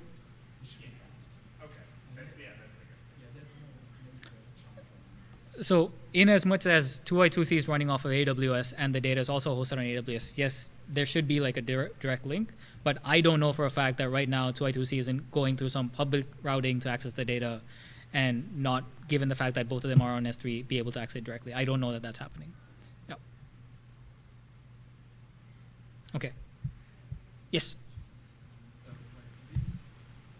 when you slide the Mm-hmm. slider, Yeah. it pretty much shows us frame by frame by the timeline, right? Right. And my question is, so this data set already had these water allocations inside. Like, did they run the model independent of this data set with its results? How do we pretty much, how do we know where this flood is? Right. So, good question. So I think the way to think of this is the base map that you're seeing here. I think what might be tripping up is the fact that the base map that you're seeing shows some water extent, and then the overlaying image shows another water extent, and those two don't correspond to the same point in time. Right. The data product that you see, like the dark blue that you see here, for example, that was imagery that was acquired, say, in this case on April 2023. Once the imagery was acquired, the algorithm was run on that image, and then the extent of water was calculated. There is no model of where water exists and where water doesn't exist ahead of time. There is only the image acquisition by the satellite. And then once the image acquisition happens, there is the algorithm that gets run on that to determine where water is and water isn't in the scene. Right? And the model it's something like a random forest model or like a decision tree. Oh no, I'm not talking about machine learning. Okay. I'm talking more about how the system knows from the image is it water or So there is like an algorithm that you can read up on. It's in the DSWX product spec.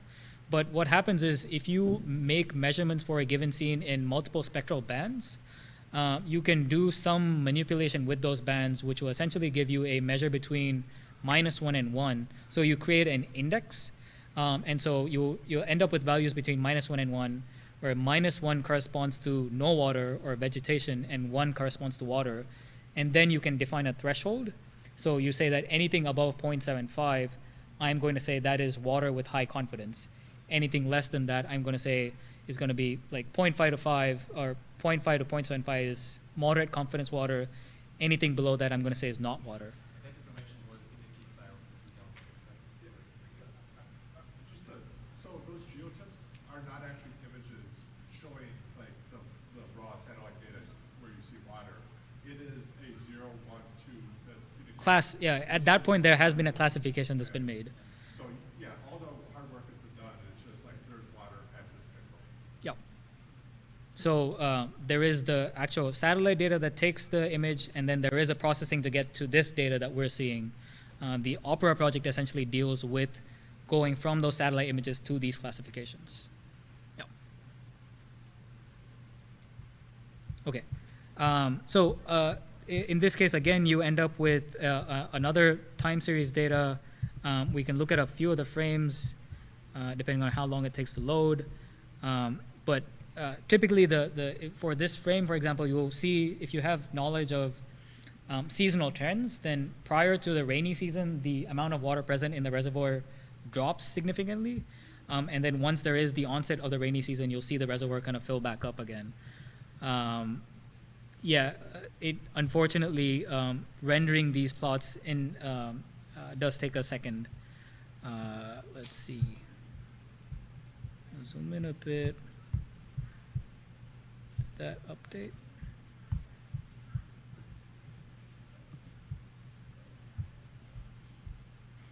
I just look at the top right, and that tells me that it's being executed right now. Once that turns white, I know that it's been rendered fully. So we'll give this a second, and then we'll go to the next notebook.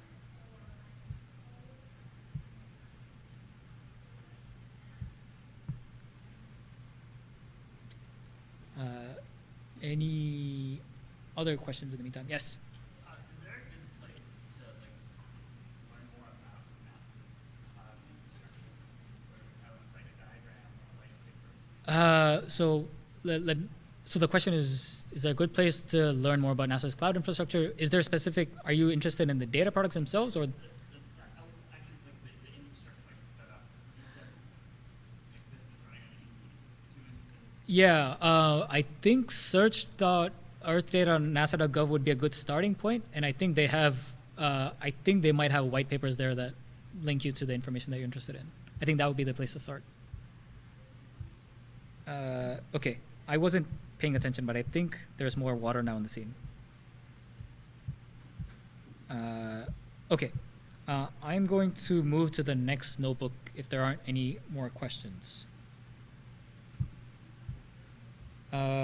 Actually, let's skip to the 1D notebook. Only because I think it deals with something which is of interest, which is mosaicing multiple tiles. The 1C notebook is a similar visualization over a period of year for a reservoir. Lake Mead is of particular interest in 2022, 2023, the water level significantly dropped, and there's actual dead bodies that were found at the bottom of the lake, and things that crashed in the lake a while back that started surfacing because water levels started dropping. They weren't discovered for many years, so it was in the news. It serves 4 states, so it's significant, and you can see it from space really clearly. So it's important as a water body, and there's a lot of studies being done about how is this changing, how is it affecting people's behavior, water consumption, and it's of significant interest. So again, as before, the workflow remains the same. We specify the location. We visualize the location itself. Here's Lake Mead. There's 2 things that are of interest in this notebook. One is we kind of visualize the vector shapefile associated with this lake. This is something that you can publicly download. You can go and search for Lake Mead shapefile, and the USGS makes it publicly available for you to download. And you can get a sense of what the lake should be looking like nominally. So if the lake was full, then here's what the extent of the lake is. And we can kind of compare that with the extent of the water that we see as is today.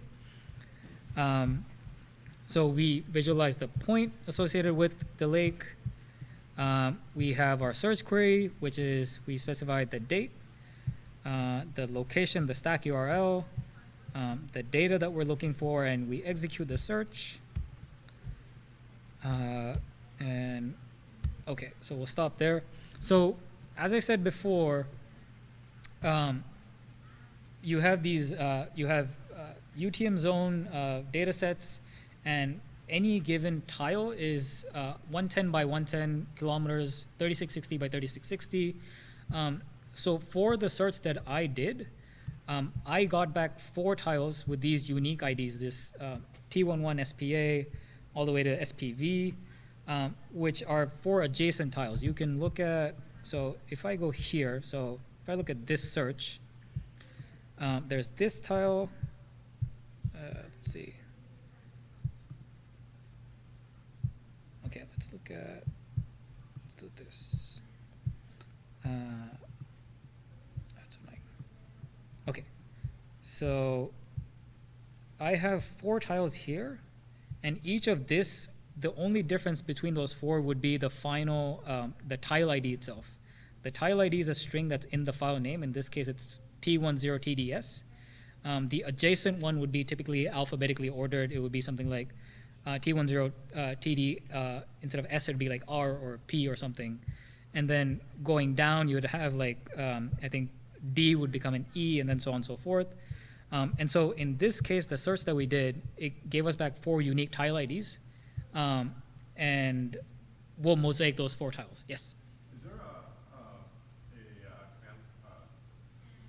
tool to say I have a lat long, what tile does this belong to? There isn't a tool, but then the one of the previous notebooks where we saw the web Mercator projections, or if you go to the disturbance, well, both the disturbance and the DSWX, this is the tiling scheme, right? So you see on your screen, there's like 34U, so that's your first prefix. If we go to the United States, this 10T for that region. So there is a way to back it up. And then so these squares themselves are fairly large. 3660 is much smaller than each of these. So the subsequent string that comes after this is a function of the lat long that you have within this tile. I'm sure someone might have written up a Python utility that figures that out given the lat long. I don't know one off of the top of my head, but yeah. But that's the general logic for going for those tile IDs. Yeah, I was just wondering if there's Yeah. Okay, so the point that this notebook kind of puts forth is the fact that oftentimes the region that you're studying might span multiple tiles. And when that's the case, you can use raster.io to merge multiple tiles together. And raster.io in particular makes it really easy, where you have this utility called merge, and you simply give it the list of all the URLs that you want to merge together.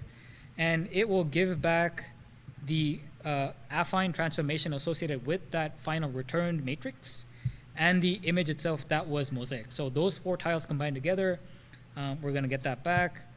And then we're also going to get the bounds of the array that I have. I'm going to take that mosaic array, load it into Xarray, and then visualize it. So we'll just do that real quick.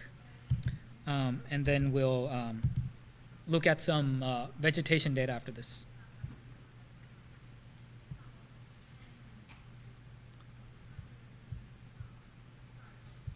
Let's see.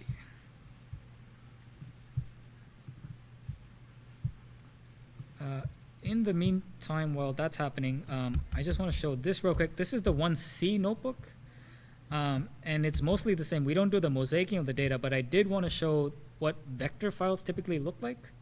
So in this case, I manually went and downloaded the USGS provided shapefile, and I can load that up into GeoPandas, which is an extension of Pandas, which can deal with geographical geometry. And then Pandas has plotting routines associated with it.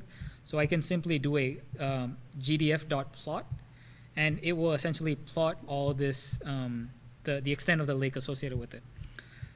This command here is like a .dissolve, and what that does is, if I load my shapefile up into a Pandas data frame and I plot it, or I print it, there's this column called geometry, which is for every individual feature within my lake, a polygon was defined. In this plot that I'm making, I just want to know the overall extent of my lake. So if I do a .dissolve, it will collapse all of this geometry into a single contiguous file or shape, and that's what I end up plotting here. Once I plot that, I can plot it over a base map.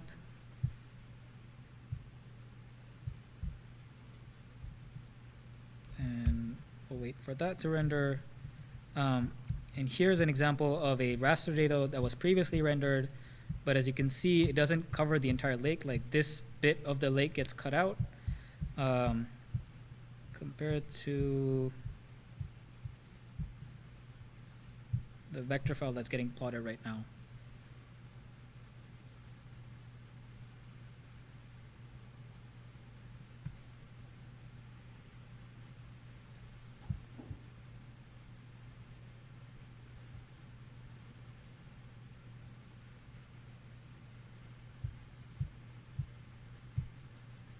I'm gonna jump to this real quick. Okay. So when I merge 4 tiles, this is the amount of data that I have. Compared to a single tile, which we see in this case, which covers like only the top right corner of the image. So compare that with this, you have a larger extent that's getting plotted. And now you'd have one tile that corresponds to this top right corner, one on the left, and bottom right. So this is the mosaic image that you have compared to a single image that you're plotting here. Let's see. So this didn't get defined. There might have been a kernel crash, but yeah, I'll skip over this for now. But the idea is you should be able to visualize a vector extent of the lake and compare that with the data that you actually get back, and you'll see that the lake extent often goes fairly a good amount to the east and the north, and that doesn't reflect what the data is on the ground itself. Okay. I will do this example. We have 15 minutes left. I'll do this one example with static plots. So there shouldn't be rendering lag for a wildfire. This was a wildfire that happened in Greece last year. And what we'll kind of visualize, the workflow remains the same. The two things that end up changing is where we are visualizing this data. So we do Greece, and then the data product itself. So far we were looking at the surface water extent data product. We're now looking at this disturbance data product, which measures any anomalous change to vegetation. So like before, I define my area of study as a long lat point. I visualize that before performing my search. So this is in Greece, right? And then I perform my search itself. The one thing that, again, you need to pay attention to is specifying in your collections the actual data product that you want. The other thing to keep in mind, based on the data product that you're using, there is a different endpoint that you're querying. For the surface water extent data product, this was something known as PO cloud. And for the disturbance data product, this is LP cloud. These are the two actual servers that are hosting the data itself, or the providers of the data product itself. So it's organized slightly differently. But all of this data is in AWS. It's just that when you're searching the catalog, you need to specify who the provider is to get the data correctly. When you're performing the search, that's the only thing that changes. And so for that region, for the time window that we specified, in this case, it was a month starting August, or 2 months starting August 2023. We have 31 images. I loaded up into a pandas data frame. In my case, I think I identified 3 days in particular where I wanted to know the extent of the disturbance. And I do a bit of further refining and then visualize my data. And so in this case, it's a list of NumPy arrays. I don't load it in Xarray. I use matplotlib, and then I plot that data, and you should see something like this if it ran.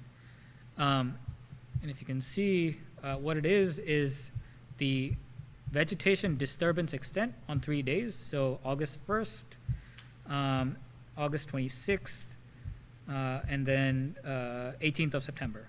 So red indicates the extent of the wildfire for those 3 days. And this is something, so I specified, I think, the class 6, which we can go back to the disturbance data product, and I think it's confirmed greater than 50% wildfire affected pixels get classified that way. We'll see. Yep, so we're looking at that class, so it's confirmed, more than 50% getting affected.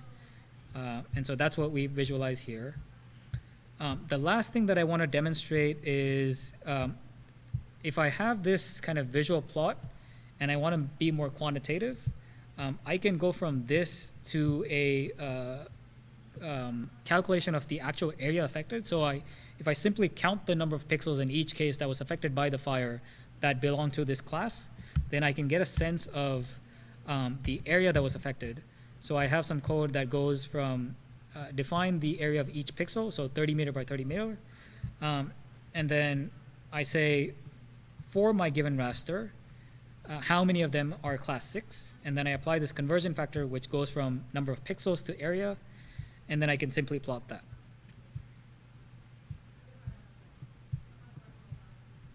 So wait that for...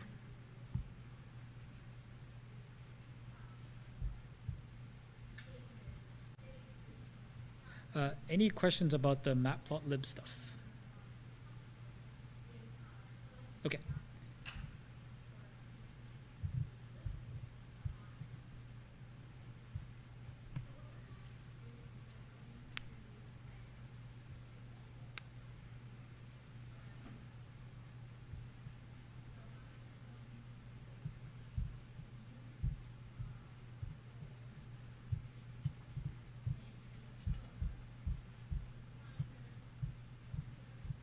All right, cool. So in this case, we have on the x-axis, we have timestamps, and then on the right, we have the calculated area, and we see that as a function of time, the detected anomalous vegetation, there's like a small decrease. I'm curious about that. But over time, there is this increase in vegetation disturbance that we simply calculated by counting the number of pixels that got flagged as disturbed in our data product. We have about 10-ish minutes left and 2 more notebooks. One that goes over deforestation and then one that goes over this event where there's growth in vegetation over a location in Africa. So that also gets captured by the disturbance data product. The workflow is the same. It's 2 more areas where we're studying either, so it's a deforestation in Brazil and then actually reforestation in Africa.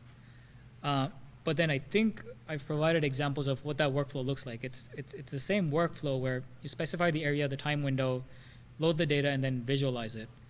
I'm going to pause here and see if there's general questions about the data product or other kind of lingering questions, because I think there's more utility in that than just going through the notebooks again. It's fairly similar to what you've seen already. So I'll pause here. And what do folks think? Is everyone able to run the notebooks generally? Like a show of hands on being able to run it? Okay, so the notebooks run fine. Are there questions about the utility of the data products themselves? Okay, yes? I'm just wondering, because I feel like a lot of these data sets are relatively small, but the study area is very constrained. Yep. How does this extend to like larger study areas? For example, if I'm looking at like the entirety of California, it's already taking like 5 minutes sometimes to run some of this, and I just wonder like, does it scale up well, or is it very still constrained to like smaller areas? So, great question. The question was, the examples that we show so far, this area study is fairly constrained. How does it scale well for larger areas? I will caveat that by, I'll mildly counter that by saying the study area, every given tile is 110 by 110 kilometers, which is fairly large. So oftentimes people find their area study within that. But if you're studying the entire state of California, for example, as someone else previously mentioned, in theory, and if you go to the, well, we can talk later. In Opera applications, for example, I wrote a small utility that studies, I think, for the state of California and then for the entirety of Australia, how you can parallelize downloads. So you can leverage multiprocessing in Python or multi-threading and just parallelize your downloads. And so the data access part becomes faster. plotting it and visualizing it in HV plot, for example, I wouldn't recommend doing it.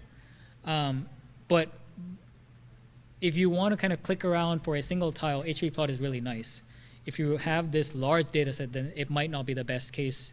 It might not be the most optimized use of HV plot itself.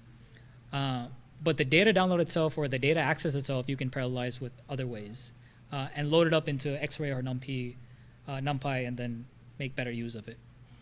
Yeah.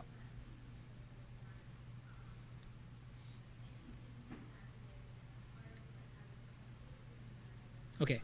Other questions? Okay. I know for a fact that now you should be able to answer the pre-tutorial question surveys. There's also a post-tutorial survey. Yeah, I was going to suggest Well, put that link up. Yeah, and I'll put that link up. Yes. So I posted something in the Slack channel. So we've so this particular infrastructure is probably not going to be available, but there is a Binder Hub link that I put in the Slack channel that will be available. Now it's not going to be as meaty, so there'll be fewer compute resources, and I'm not sure exactly what is going to work about persistence. But I put an email if you require more assistance from 2i2c about that. You can contact that email address that I put there. We're also the other thing, of course, is you can clone the repository, and there's a conda environment there. So if you have a machine that's suitable, you could try and reconstruct the conda environment and execute these on your own machine. I think some people here actually have been doing that as well. But that's what we could offer right now. If there's more questions, though, you can contact the email address, the participants at 2i2c Hub that I linked in the Slack channel as well. I can answer that. Yeah, go for it. So the general idea with 2i2c is that you access, since all of the data is already on the cloud, it should be more efficient to access everything in the cloud, have your compute in the cloud, everything persists there, you don't have anything on your local machine. For the sake of the fact that you kind of logged in with the credentials that we provided for the day, in theory, what usually happens is you provide your GitHub account credentials, and use that as a way to log into the 2i2c Hub. Because you're providing your .NET RC credentials in plain text, we don't want that to persist for more than the day. So the general idea is to shut down the accounts that we made for today for this session, but in general, things should persist. David pointed you to more resource in the tutorial, in the Slack channel, but we can talk more about that as well. The idea would be so that this resource persists in the cloud, just not for the sessions that we provided today for the tutorial. Yep. Yeah, so the GitHub repo and all the notebooks, that is independent of the cloud infrastructure on which you're running them. Yep.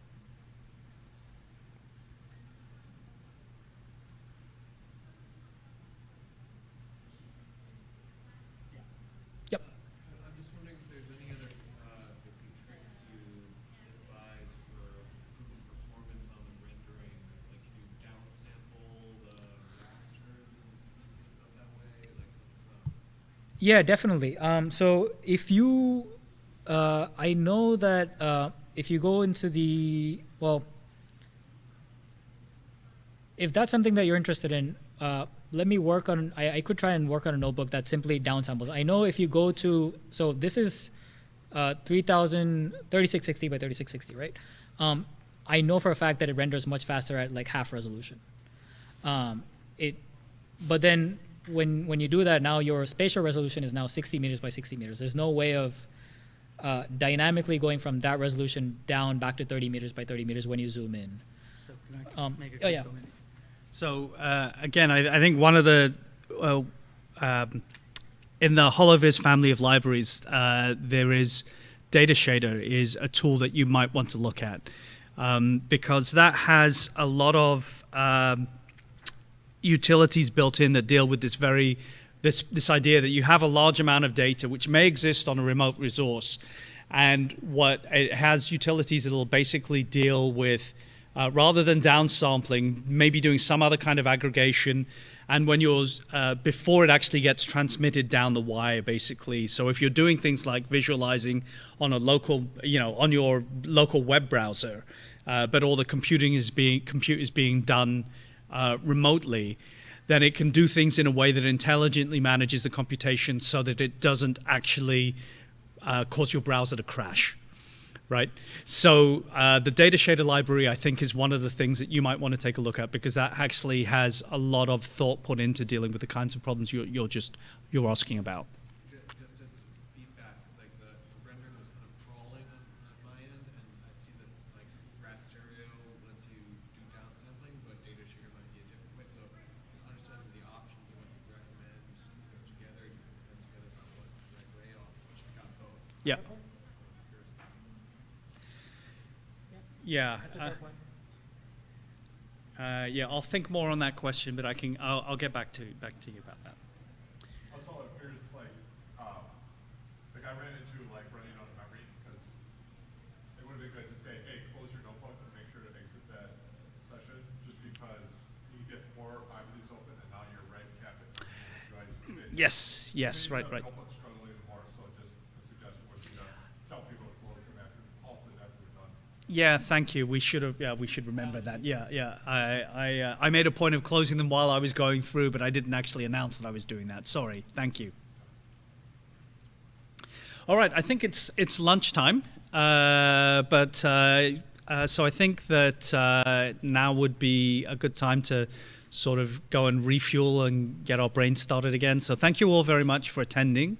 We hope that we gave you some perspective, and thank you for some of the verbal feedback. But if you have other comments that you want to share with us in the forum, that would be great.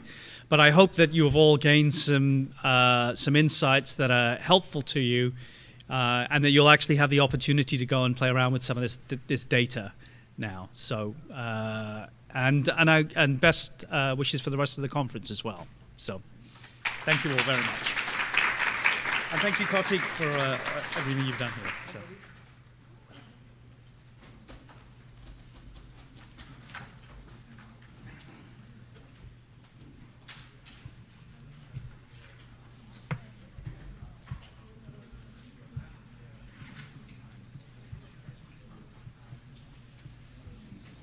Hey, hi. Yeah, go for it.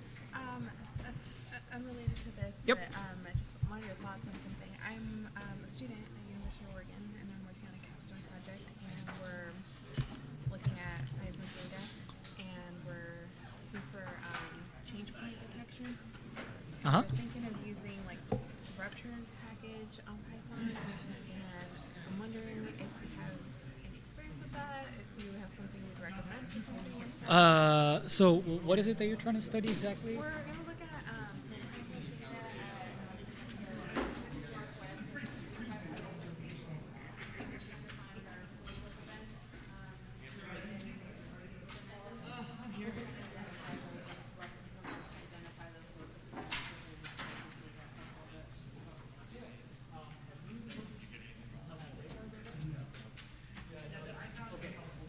So if you're interested in understanding deformation, slips,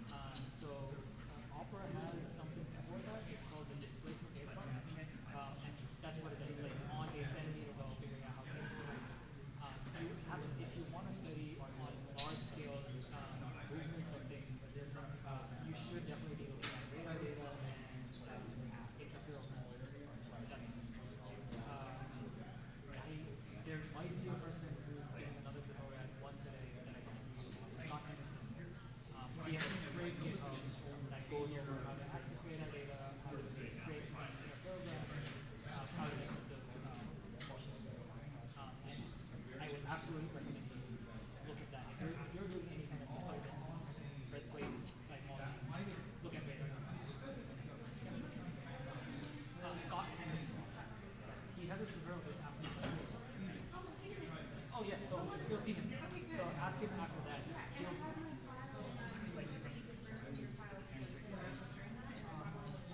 Perfect. Yep. He's the one doing that. Perfect. Yes, David. Figured I'd come find you when I knew where I could find you. Oh yeah. All right, how was your tutorial?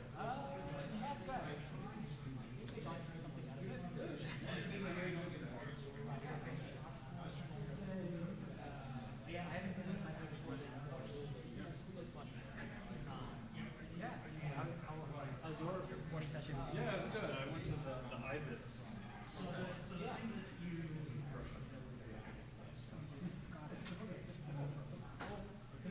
For being, I signed up this day. Yeah, I mean, me too.